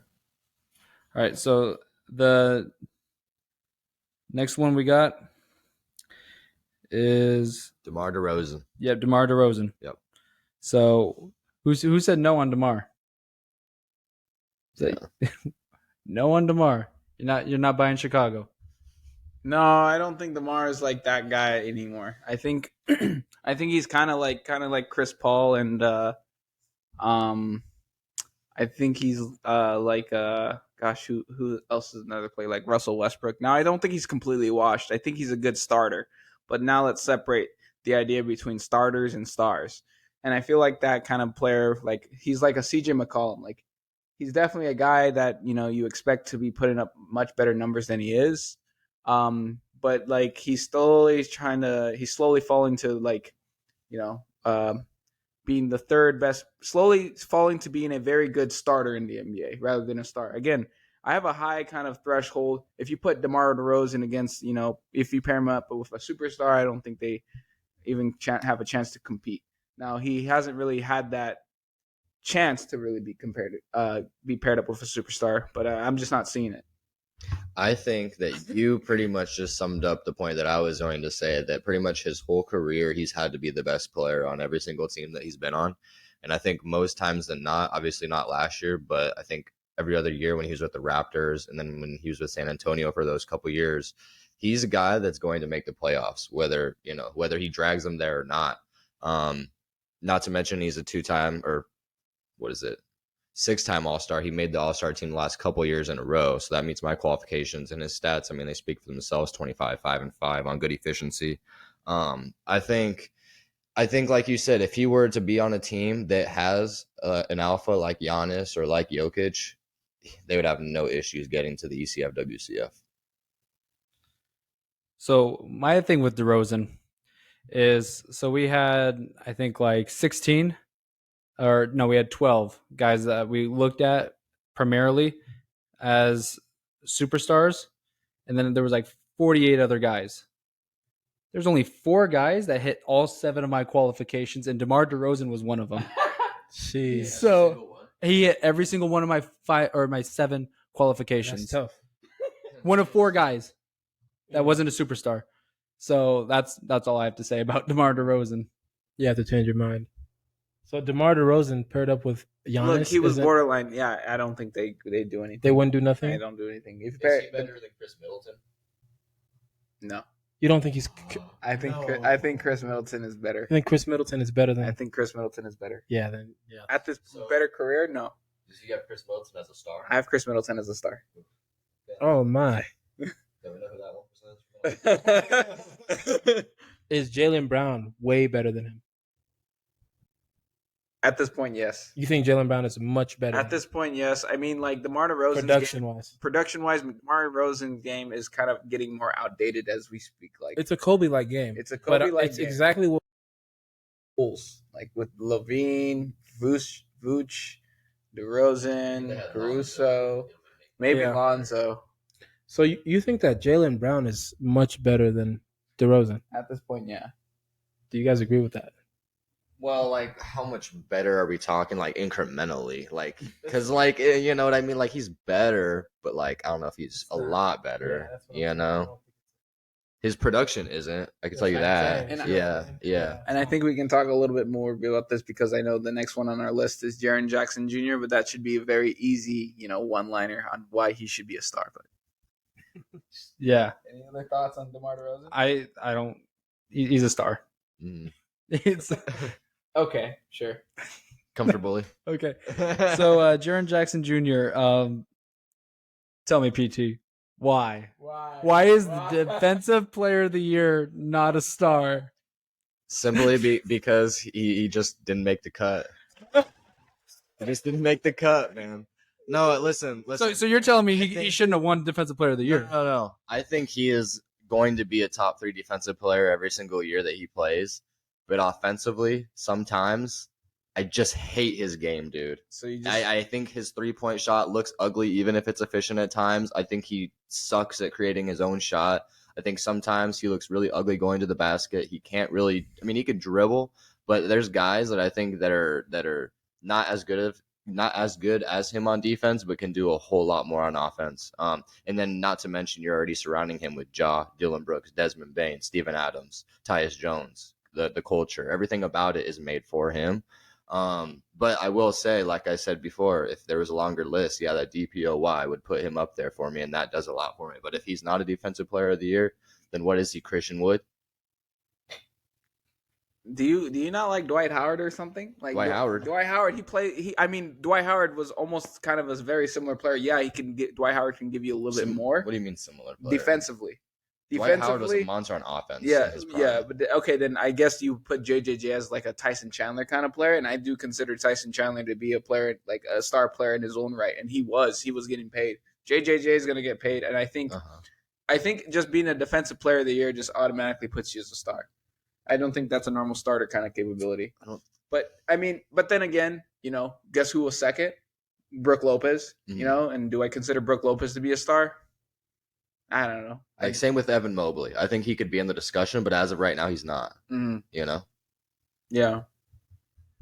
I will say that I had more of the 35 guy limit that we kind of limited ourselves to, but Jaren Jackson did make it because of that Defensive Player of the Year. If he didn't, I could probably hold him out and put someone else over him. Don't really know who, but I think that DPOY definitely helps him get in there. Yeah, and I can understand that.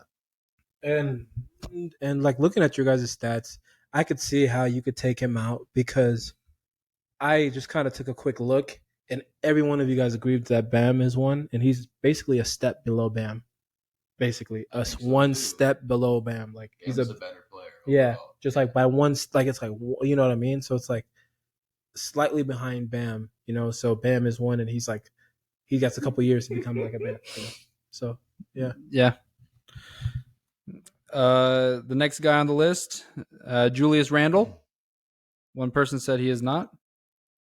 Yeah. Is that you? No, I say no. I think it's me. It's you? Yeah. All right.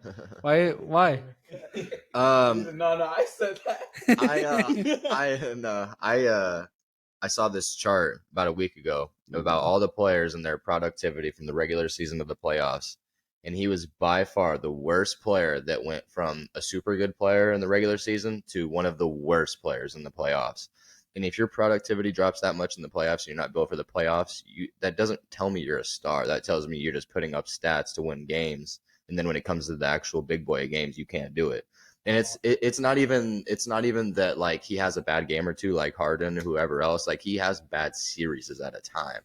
And we'll see if him and Jalen Brunson can keep working together. And I really like Brunson, but if they don't have Brunson this year, this team is not making the playoffs. And he could be far worse because even Brunson creating a lot for him and himself is a lot for him as well. Yeah, I had him as a star. He actually hit 6 out of the 7 categories, but surprisingly, he almost didn't pass the eye test because of kind of how you said. I mean, he's been an all-star at least 2 times out of the last 3 years. His stat line adds up. He's played in games. He's winning games. But like it's just inconsistency. And like we can talk about inconsistency at the higher levels, like a Cat, for example. But I feel like Cat's definitely a star, rather than like Julius Randle is maybe a star. Yeah. I think it's just an inconsistency thing for me, but good thing that inconsistency can make you a star. On my list, I can put him as a star. Just looking at you guys' stuff, Jalen Brunson was the best player on that team. Okay. And he's not even on nobody's list of being a star. He wasn't even a star. He's not even in any one of your guys' thing. And you guys all agreed that Jalen Brunson was the best player. So you don't agree that he was the best player for them in the playoffs, not even in the playoffs, and not even through the regular season? Because I can pull up the stats. He was in the regular season, Julius Randle figured it out towards the end of the year. And you look at the bulk of the year, but if there's a sample size where Julius Randle is better than Jalen Brunson has ever been. So I think it's just how effective can he be? So in the playoffs, though, we do all agree that Jalen Brunson was their best player. Yeah, correct. And it wasn't even close. It was like he was by far their best player. Yep. And if we're gonna all agree with that, and Jalen Brunson didn't even make the cut, you kind of have to take him automatically out. Not necessarily, because we can still look at regular season. Regular season still matters. I feel like regular season matters more to these stars rather than it does to the superstars. Superstars, the postseason matters more. You think so? I think it matters the most to everyone. Yeah, I was gonna say. I think it's all evened out. That's how you decide who's a star or a rising star. Like, what did they do on their chance in the playoffs? Yeah. Did they get a win in at least? Did they fight really well, even if they got swept? How did they produce? Like if we're gonna give Jamal Murray props for making the playoffs and having the playoff run that he had, then we have to knock Julius Randle for doing the exact opposite. Yeah, Julius Randle, if I were to rank these guys, he's 33, 34, 35 for me. Yeah. So the next one to bring up is Pascal Siakam. Who's the one? Not the person who said that they picked Pascal Siakam over Cat. I'm not doing that. I had him as a star, I'm pretty sure. Yeah? Okay. Yeah. Did you have him as a star? I have him as a star. Yeah, okay. Okay. I might have accidentally pressed that, but I'm putting Pascal Siakam. Okay, so then you're the one. Yeah. So go ahead. I'm the one who said no. Yeah. I'm not putting Pascal Siakam as a star. I feel like they're pushing a lot of development, but Pascal Siakam has stayed stagnant on a team that has given him plenty of opportunities. And he's playing there's no reason for Pascal Siakam to stay at this level. He's playing like a starter. That's how I'm going to put it. I just don't see any. Are you talking about productivity or like eye test? In productivity, he cannot shoot. Yeah, he's 24-7-5 off of 37.4 minutes. Name a player who played more minutes than that. What does minutes have to do with it? How many chances you get being the focal point of your offense? Well, that's shots and touches, not minutes. It's shots and touches. But I still think 24, 8, and 6 is tough to beat. You're right, though. The efficiency is a problem, but that's why he's not probably higher on our list. He's still a star, but he's not going to be a mid. He's going to be one of the lower names next to Randle. Is he the league leader in minutes? Because I think that has to correspond with touches. I think he 37.4. Or maybe it is actually. Yeah. So the dude does nothing with this. He does nothing with this. I don't think so, because you're forgetting how good a defender Pascal Siakam is as well. He usually guards the best player that night as well as doing that production. So you got to think about that. He's guarding the best player on a night-to-night basis. At the same time, he's putting that kind of production. Guarding the best player? No, he's Siakam? not guarding the best player. He's guarding the best. OG's OG's guard. Okay. OG. Yeah, OG is always Giannis. He's always OG's guarding the best player, and Siakam is just being a center who can't really develop. But if you were gonna say like just from the star category, I think I still put him above Randle. If you ask me, Now Actually that put him I think above. about it, I wish I would have put OG Anunoby on the star list over that man. So, I mean, Pascal Siakam got 5 of the 7 categories for me. But I do kind of feel like, I do see Gage's point. He's another one of those guys that barely passes the eye test for me. Also, just like Julius, he's probably that 32, 33, 34 kind of range for me. Yeah, and I think also another thing we haven't really talked about is that he has a ring. He won a championship. I mean, we were just talking about how much, I guess winning matters and playoff matters. He won a championship.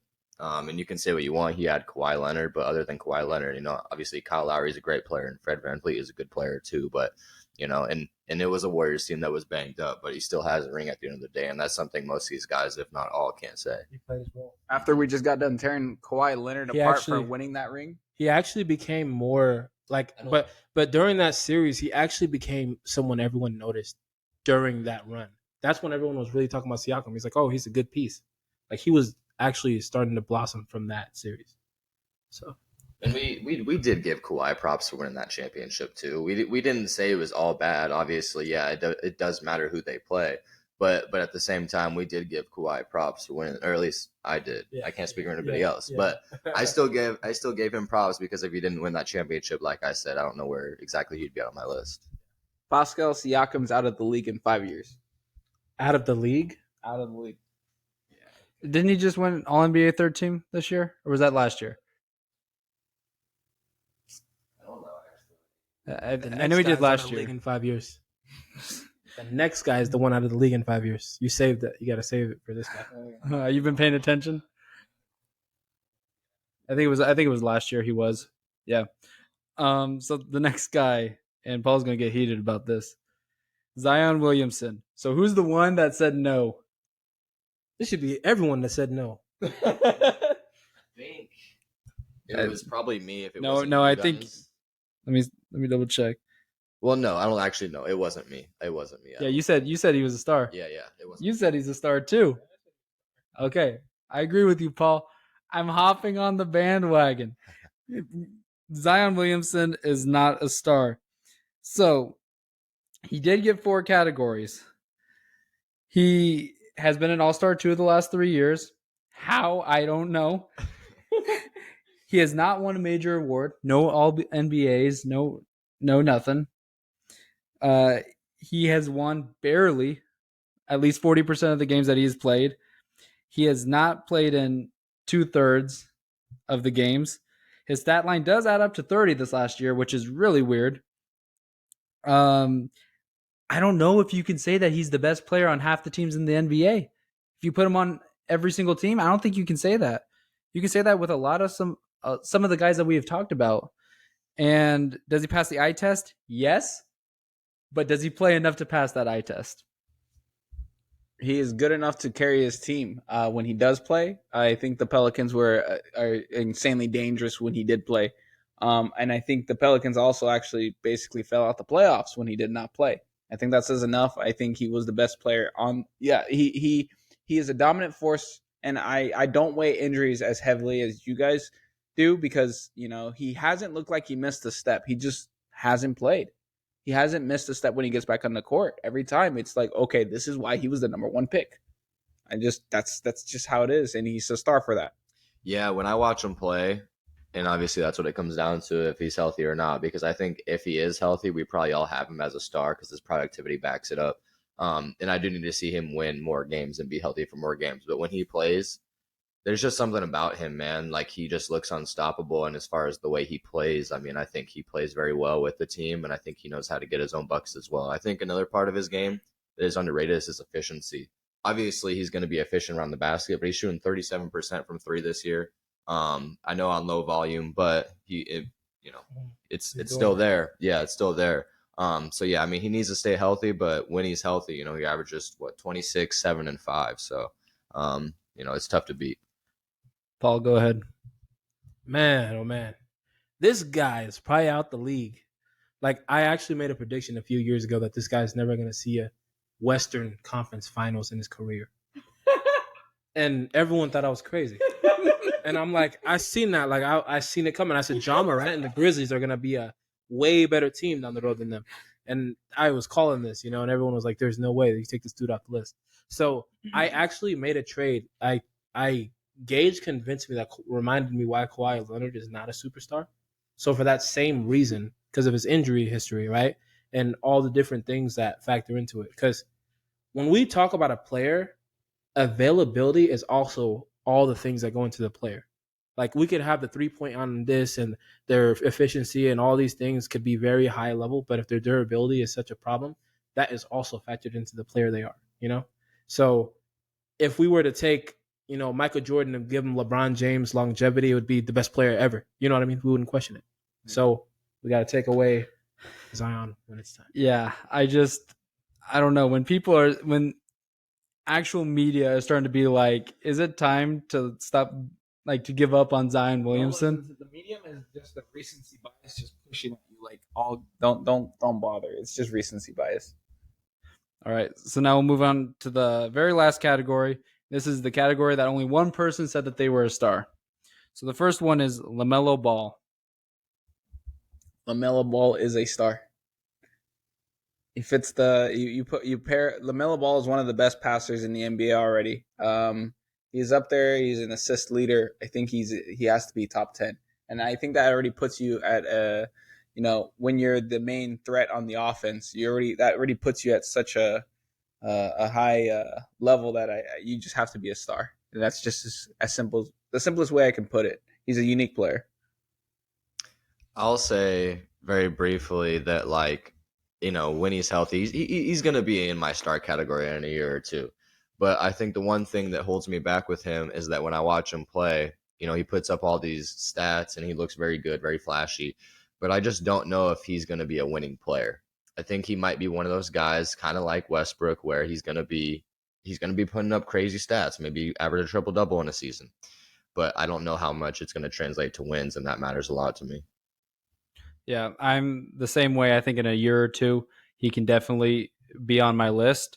I feel like the biggest thing for me that's kind of holding him back is he's missing just a few too many games to get like all NBA recognition, or like, because I feel like he can get that.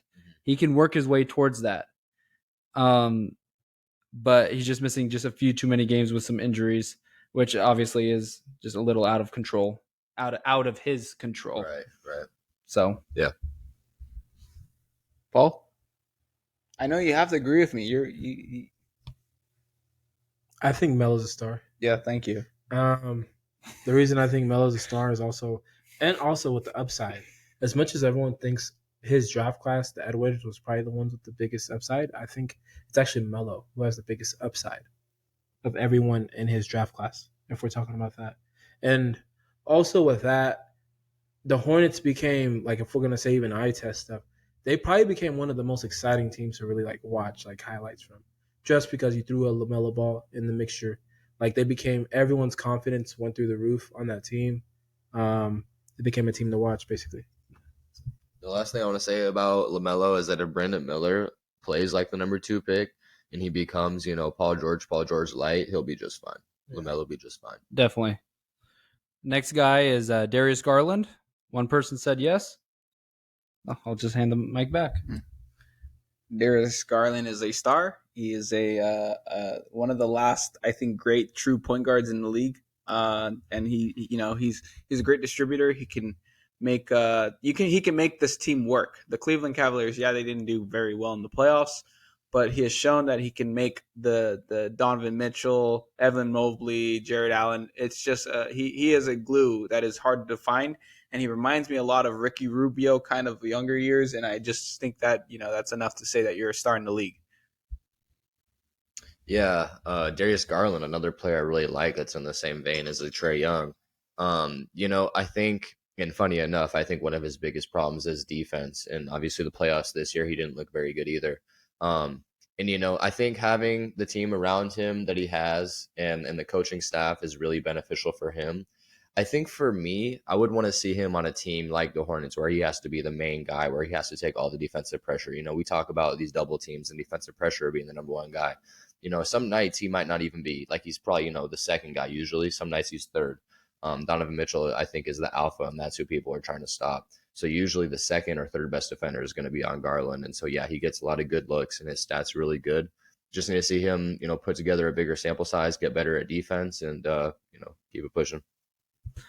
Now that I think about it, the reason that he wasn't even on my considerable list was, because I had the yeses, I had the maybes, and then I had the no's. And then the maybes, I had to filter in who was out.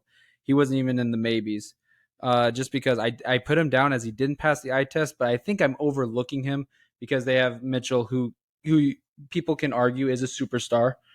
And there's Mobley, who is also a rising star as well. So I feel like I am overlooking Garland based on the players on his team. But I do, thinking back, I feel like he's higher than I previously had put him. He's a strong maybe for me. He's a good maybe, but I think that for him, I would say for you guys, just going off of if you guys saying if he's a star or not, I think that Geigh making a comparison to Ricky Rubio was never a star in his career. I don't know about that. There's a reason he's still in the league. I think he was always borderline. He was always that borderline to being a good. You know what I mean? When Geigh said that, I thought of that more as how he played. Not level. Okay, not part. Okay, so yeah. I think you guys are overlooking him because he is a late bloomer. Yeah. Honestly, you look back at him his first year. I don't think he made first team all rookie. He didn't even. I don't even think he was even. I mean, he was just a late bloomer. He had a very bad first year. I honestly thought he'd be out the league. If you look at his first year, you think he's out of the league, but he's worked up to this point. So I think we are just overlooking him because he's just up and coming here, and I think you're going to see a much bigger explosion this year. Yeah, he's doing I'm saying it's an arguable thing. I don't think it's for sure he's not one or he is one. I think that it's just if you guys are saying the numbers, there's a couple guys that you might take over him. You know what I mean? Yeah. Just barely, and it's arguable. You know what I mean? So it's not like it's crazy or not. So. Yeah. All right. So the next guy is Jrue Holiday. Why? Please tell me. Did you think Jrue Holiday was a star? I thought you were going to grill me if I put him in. I didn't put him in. Okay. Then we have this idea can we name Jrue Holiday's a top 10 point guard in the league? Or I would actually even say we were having this conversation the other day. He's probably a top 6 point guard in the league. It's very pushing. But Go ahead and name him. We don't have to right now. You don't like it. Okay, top 7? Yeah. Do you put him above De'Aaron Fox? No, probably not. But then he's a star. I put Jrue above De'Aaron Fox. He's a star. He's a defensive player, and he can lead the Bucks to a championship. Well, I mean, as their point guard, he can lead it as their defense, as their point guard. Okay. Yeah, as their point. He could be the number 3 guy on a championship team. Number 2, number 3. All right. Other night. So I need to attack this. So you're telling me that you're putting Jrue Holiday in because you said he helped lead them to a championship, but you did not give the Milwaukee Bucks an S tier in the front office when they acquired him to.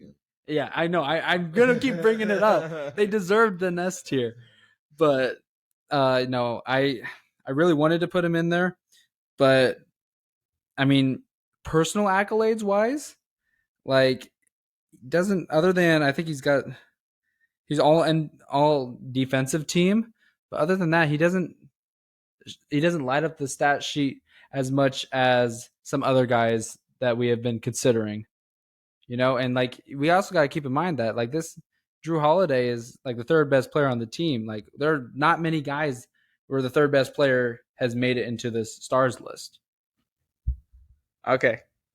So Steph Curry, Luka Doncic, Trae Young, Ja Morant, Damian Lillard, James Harden. Okay. Skip 4. Who else?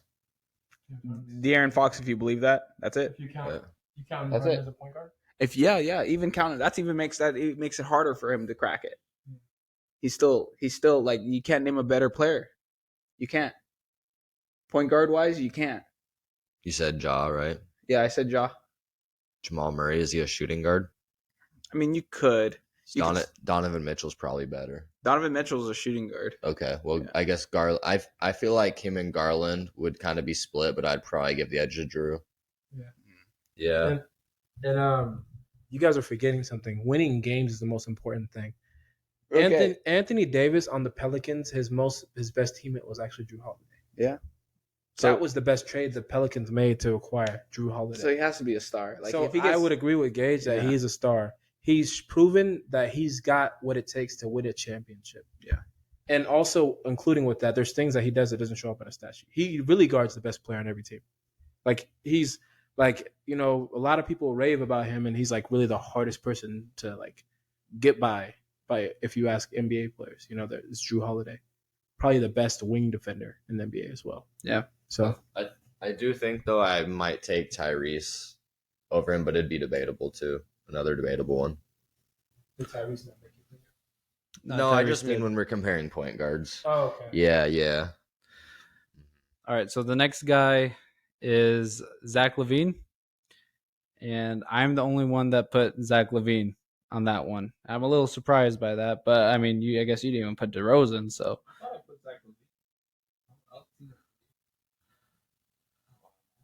You didn't. You didn't. Well, he hit 6 of my 7 categories, with the only one being that he hasn't won a major award. So no All NBA or All Defensive teams. But I was gonna say we have to put an asterisk next to that, I guess.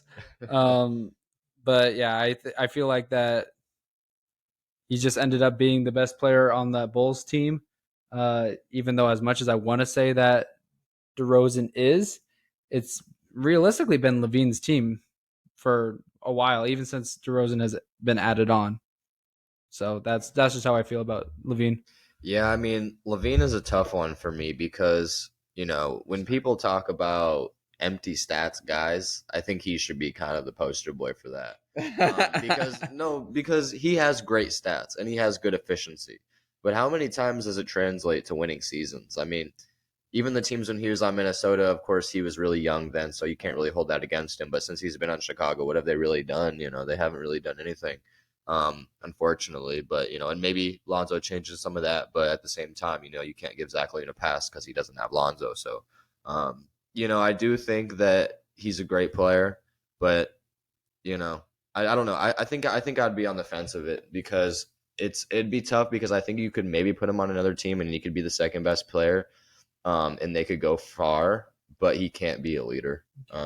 So I could see both sides. And even with that, I don't think it's actually been Zach LaVine's team. I think they wanted it to be Zach LaVine's team, but he never really fully it never happened above DeRozan. So it's like, and didn't they give him a max? But I feel like, if they give him a max, that's saying something about. It's saying that they want him to be, but his production isn't adding up to what it is. Like DeRozan is comparable. But how often do you give a max to, like, he is a focal point of the offense, so he has to kind of, he's getting a lot of, but we call that stealing money. Yeah. You know what I mean? That's just stealing money. Yeah, okay. Okay. All right, so no one else is hopping on board with me? You can hop on board? Okay. I said I was on the fence. All right. Yeah. So the next one is Mr. Klay Thompson from the Warriors. Yes. Okay. Wasn't I actually attacking you guys for saying that Klay Thompson was a top 10 shooting guard of all time? And now we're here talking about I'm defending that he is a star shooting guard in the league right now. What happened with that? What happened with 43 or Game 6 Klay? Oh, what happened with this? 4 NBA championships. I need to know. I need to know.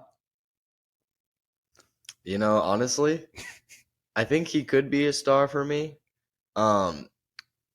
It just kind of depends. It just depends on the season. But he's still he's still a top 10 shooting guard of all time. Of all time, I don't know. We'd have to go through it again. But That's what they were saying. That's what both of them were saying. Okay, so I had to push him back. I had to fight him off because they were trying to put him at 7. No, he was trying to put him at like 5 or 6 all the time.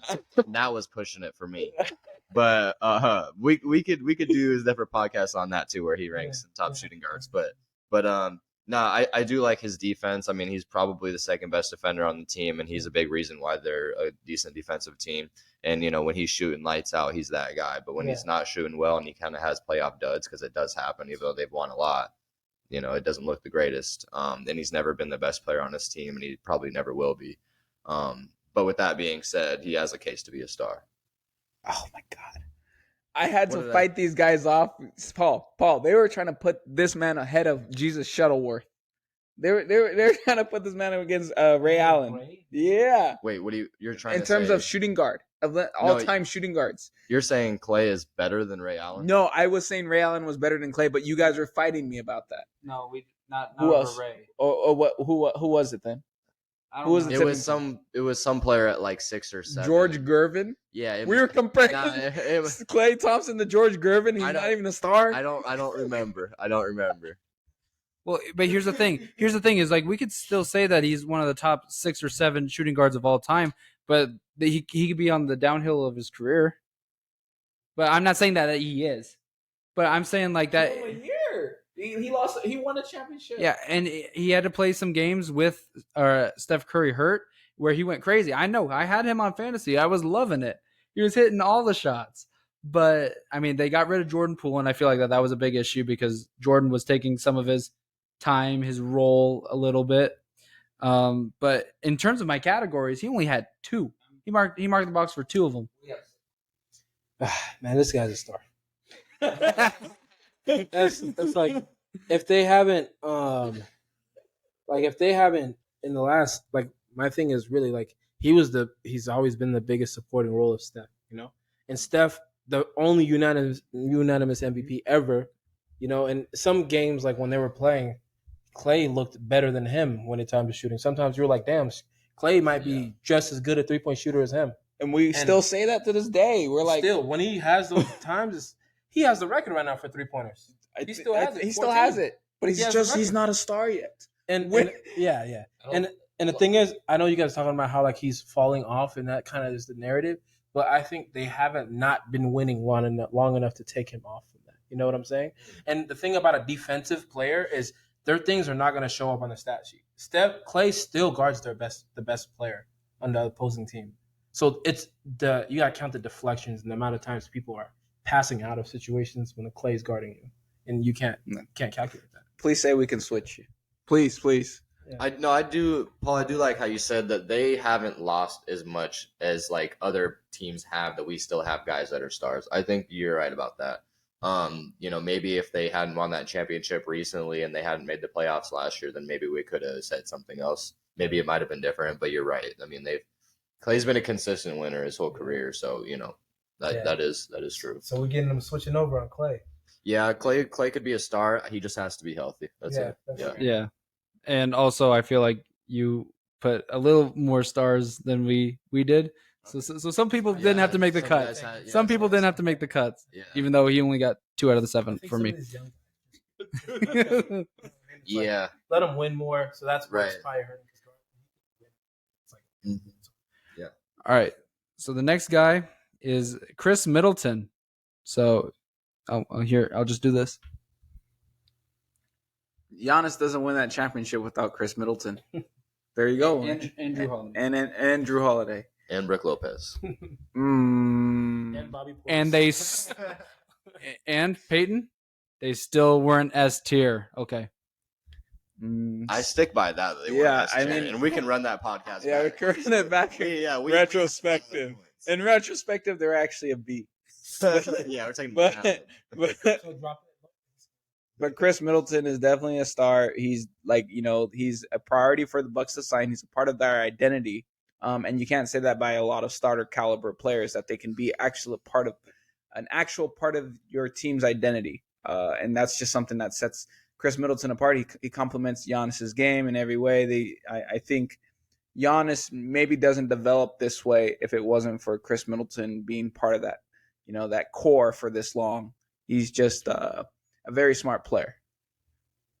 For me, honestly, and I hate to do this, but when you're making cuts, you have to do it. I think for me, he's probably one of the guys that has to do the least on defense for his team when you talk about a team that has Giannis, Brook Lopez, and Jrue Holiday on it. And even then, what is he averaging? 22 points and 4 assists on, good efficiency. He's a big part of how much games they win. But let's not act like Giannis is a big part of, or the main part of their winning. But yeah, he averaged 17, or no, that was his first career. He averaged 15 this year, 20. So he really, so he really hasn't even got over like the 22 point per game threshold, which I believe is about 25th in the NBA. So really, he's not a top tier scorer, but he's efficient and he's a team player and he's what they need at shooting guard, small forward. But to put him over other guys, it's just I can't do it with his productivity. Yeah, he only hit 2 of the 7 categories here. Has not been an all-star 2 of the last 3 years. No major awards. They have won 40% of the games, but they have also been one of the best teams in the last 3 years. He has not played in 2/3 of the games last 3 years. His stat line doesn't even add up to 30. Everyone that was a star for me has had that. And he does pass the eye test, but he passes the eye test because he fits what the Bucks need. He is probably the best shooter on that team. But like Peachy said, defensive liability when you have 3 that are probably top 3 in their respective positions. Yeah. And if I was going to add on top of that, I think your argument for Jrue Holiday being in the list actually takes him out of the list because I don't think the Bucks have 3, like a superstar and then 2 stars. Right. They Otherwise should run championship. Yeah, they shouldn't have got gentlemen suits then, or they, they should have been constantly, because the Warriors at one point had that. That's why what was it, like 4 out of the last 5 years they were just a S tier team. We knew KD, Klay, and Steph on one team was a S tier team. It was basically like, dude, even Draymond at that point was basically could have been a star himself. So it's like that's when you start getting into situations where like that team should be in the finals, championship or bust. Basically, should be the conversation. Okay, I understand. He's sure if you're making a cut, then he's not a star. Sure, but like if I have a bigger list, then he's a star. Yeah. All right. So this next one, I'm excited for this one, but John Collins again? Yes. Oh, okay. Yeah, let's hear this. John Collins is a mishandled star in Atlanta. I feel like the Atlanta Hawks are just he's just a victim. I feel like if you put him at the right position that he's supposed to play and not try to play him as a true center like they tried to do without Clint Capella, then he will, flourish. You're going to see a wake-up call when he's playing in Utah. Yeah, we all forgot. He was traded to Utah. And so you're going to see a career revival with this man. And because they have Kessler Walker who can actually play the center. They can use John Collins to his strengths. And I think Atlanta's going to see that. So yeah, he has to be a star because he's proven to be able to put up these kind of stats when he is used that way with Clint Capella in the game. When he had the team built around him and Trae, and not just Trae, he was able to do it. He did well. So he's a star. Go ahead, Sam. You go ahead first. Okay. This is another guy that only had 2 categories. And I would just want to reiterate that you did not have DeRozan, who had 7. But I was able to sway you on that, so it's okay. With John Collins, he has won 40% of their games in the games that he's played, and he's played in 2/3 of the games. Everything else, like even the eye test, but you can kind of sway me there because he was mismanaged. Because Clint Capella has played 50 games in each of the last few seasons. And so we saw John Collins play center and get bodied by Brook Lopez. Yeah. It live. So yeah, I can understand that. But I feel like if he has a really good year with Utah, I think that he can be swayed back into that star conversation. Yeah, I think it's definitely possible. And I'm not writing it off. But I feel like if for that trade to go through, they would have had to ask Quinn Snyder, hey, would you rather have 2 second rounders or John Collins and have Quinn Snyder, one of the best, X's and O's coaches in the NBA tells me that he would rather have 2 second-rounders, then I'm going to trust him that he probably doesn't want to have John Collins on his team, which, kind of tells me a little bit about what he thinks about him. But not to mention that he's never been an all-star. The last time he averaged 21 or more points was 2019. His efficiency from 3 this season was 29%, so he hasn't been a great shooter, although he was a good shooter before then. He had a drop off. 50% from the field, pretty decent. And he plays games. So he has availability. He has the tools, the athleticism. Like you said, he just has to be utilized the correct way, and maybe that's kind of the path there. But with a team like the Jazz that are not going to be the best, I just don't know if that position is going to be filled. I don't know if that's the team that's going to be able to revitalize his career. I think it's like all these things are good things to look at. He's going to he's gonna do better, I would say, on the Jazz just because he's gonna have more of, what I mean? Like he's gonna become more of an option, on that team. So in that way, his stats might come up, but it's not necessarily telling the whole story, So you were actually completely correct, Gage. He's misused, correct? Yes, but there's with good reason. So he was averaging 21 and 10, 2020, right in his 2020 season. Yeah. But the Hawks did nothing in the playoffs. The next year, when they used him and he averaged actually 16 and 7, they actually went to the conference finals that year. So basically, it's telling you we use him less, we tend to go further, is what the thing is. You know what I mean? Okay, and they did make some other trades that changed the dynamic of their team that following season. But it basically told that if we use him in a different kind of way, he's not our go-to basically like guy in that way. He's not our number 2 is what they figured out. All I'm saying is pick up John. If you play fantasy, pick up John Collins before you pick up Lauri Markkanen. All right, that's how intense it's gonna be. All right, that's how intense it's gonna be. I am a firm believer of John Collins. So wait. So here's the thing: is Lauri the starting 4 or John Collins? And then Lauri's starting 3. And then Kessler, you have Kessler Walker as the starting 5. Yeah. I think they might even put John Collins at the starting 5 before Kessler. I put John Collins. Okay. Kessler at 5. Kessler's a 5. Okay. Lauri at 3 with what's his name going off into the sunlight. What's Kelly Olynyk going off and then he'll probably play on a different team by then. Yeah. Kelly Olynyk's still gonna be off the bench. Kelly Olynyk is gone or off the bench. All right, so 2 more guys left. We got DeAndre Ayton. Do I hand the phone back to you or? Yeah, you can. Yeah, I'll just hand it back to you. He's a star. He's a star center. He's a star. Okay. Center? He might not look at like that, but like there is a lot of competition to be a center, like in the league. You're basically saying, like, how many times have we said there has been a star center in the league? How many have we agreed on? We agreed on a star. How many star centers? It's tough. It's tough. How many star centers? Yeah, but we've really superstar. No, star, just star. He's the worst star center, but he's still a star center. He's a center that a lot of teams would actually love to have. Sabonis and Adebayo. I was going to say 2 centers that we all agreed Sabonis and on. Adebayo. Yeah. So, I mean, it's tough pickings to be a center. And I feel like he's just that one league below center. But, you're not going to replace him. You're not going to switch him easy for, like, some random center in the league. You're not going to trade him for, like, a Biyombo or a center like that. Or I would pick DeAndre Ayton over Julius Randle. Who would you rather have? I would have Julius Randle. I would, too. Yeah. But you have to put him in the list a little bit right there. He's floating. He's floating a little bit. I'd rather have Rudy Gobert over him. than DeAndre Ayton. Would you rather have Rudy or? We're not talking about the money, just talking about the player. Probably. That's a tough one. I'd probably Rudy is just probably go Rudy. Miles better defensively than Ayton, Yeah. dude. Oh, well, and here's the thing: is the biggest reason I didn't have him is that Suns series left a sour taste in my mouth, where they missed 3 shots in a row, and Jokic basically just pushed him out of bounds, and Ayton didn't even go back in. He was just like, they got that. Oh shoot, They Like got giving that. up on Oh, shoot, they plays. got that. It's Yeah. like, and then they're like, oh, he made it. And then he inbounds the ball.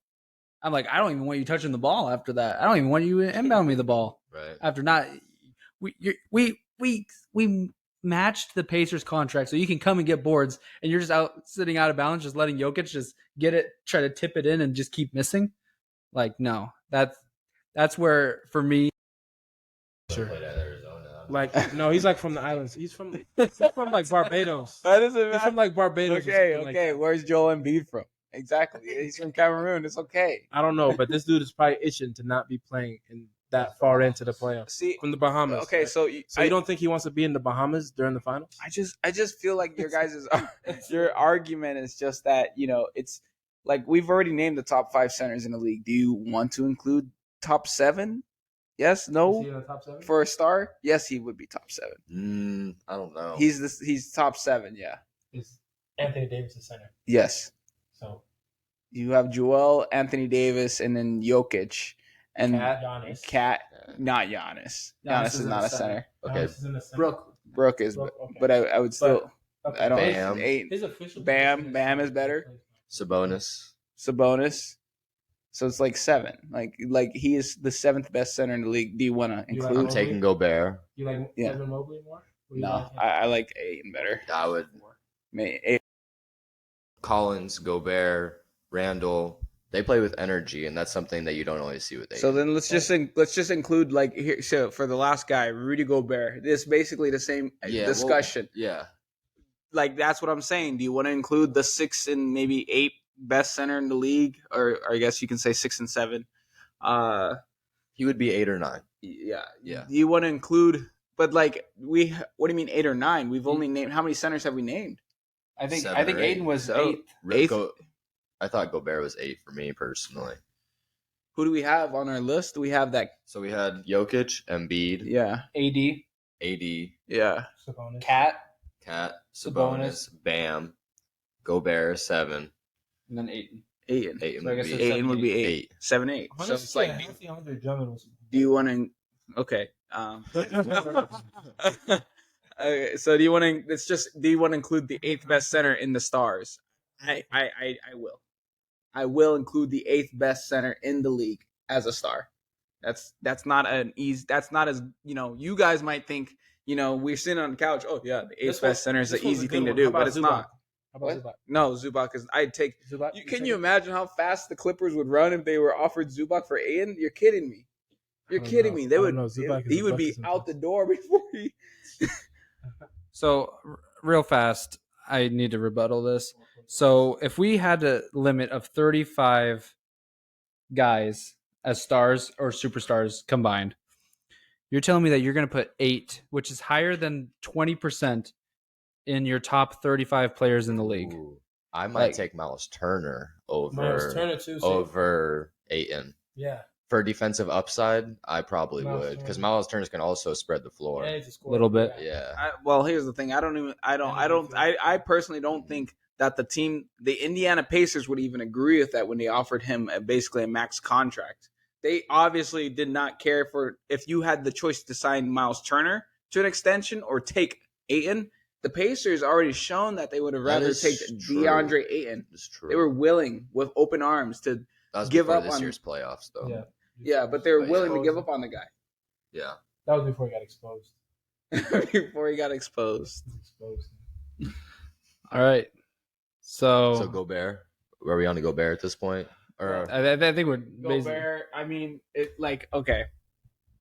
With Gobert, he's a star, I mean, he's not worth that trade, but we can see that he was highly sought after at one point. When he played for Utah, he's still putting up great defensive stats. I think we're just not weighing defensive stats very greatly because, I think I had a tough time discussing about JJJ with you.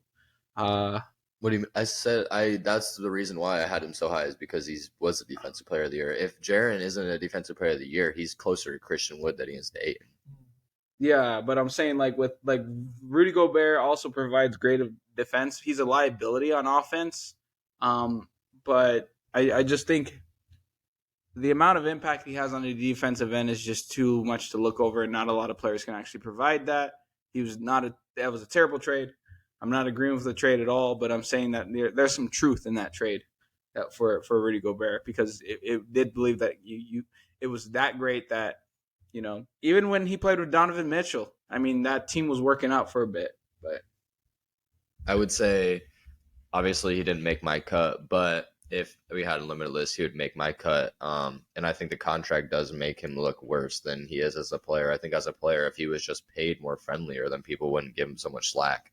Or so much. Would give him some. Yeah, it would give him some more slack. So, but yeah, I mean, I think he's probably one of the best defensive players we've talked about today. And offensively, he is limited, but I think he can do a little bit as a lob threat, as a screener. So yeah, I think he's in the discussion. I actually backtrack a little bit when I said that I actually would take Ayton over Gobert, only for the fact that I got to stick to what I said. He's been to the finals. You know what I mean? So, like, when I say that someone's been to the finals, like, I got to give them that certain level of – because we thought Rondo was a top point guard because he won the NBA championship with the Boston Celtics. But really, when you take apples to apples, he wasn't nowhere near Chris Paul level, Yeah, I mean, I think So, like, back to finish what I was saying, when I go to Rudy Gobert, do you really think that the Minnesota Timberwolves have 3 stars on their team? Yeah. No. And see, that's what it comes down to. If we have Cat in there, we can't put Gobert. They're in the same dilemma that the Bulls are. It's just, I mean, they got 3. Would you take Vooch or would you take Ayton, I guess? Because I think Ayton is better than Vooch. Vooch is kind of just I would probably take Ayton at that point. Vooch is a cone. Yeah. He's really bad at defense, and hasn't gotten any better That man's a at cone. offense. Okay. All right. Well, the only thing that I have to say about Ayton is he didn't make my list, but he does make $30 million. All right. Well, so that was our Stars and Superstars podcast, something that we've been wanting to do for over 2.5 years now. I'm glad that we were finally able to get it done. Once again, don't forget to follow us on Twitter at Momentum MVP. No question. No final question. Yeah. No. Actually, you got any final question? Final points. I mean, we went for 2 hours. Yeah. Yeah. Follow us on Twitter at Momentum MVP. Follow us on Facebook at MVP Momentum Podcast, and check us out on YouTube at MVP Momentum Podcast. Ivan Sam Holcroft. Geigh Zollicoffer. Paul Cossé. Payton Thompson. Thanks for listening. I thought y'all were going to pass him the mic. Yeah.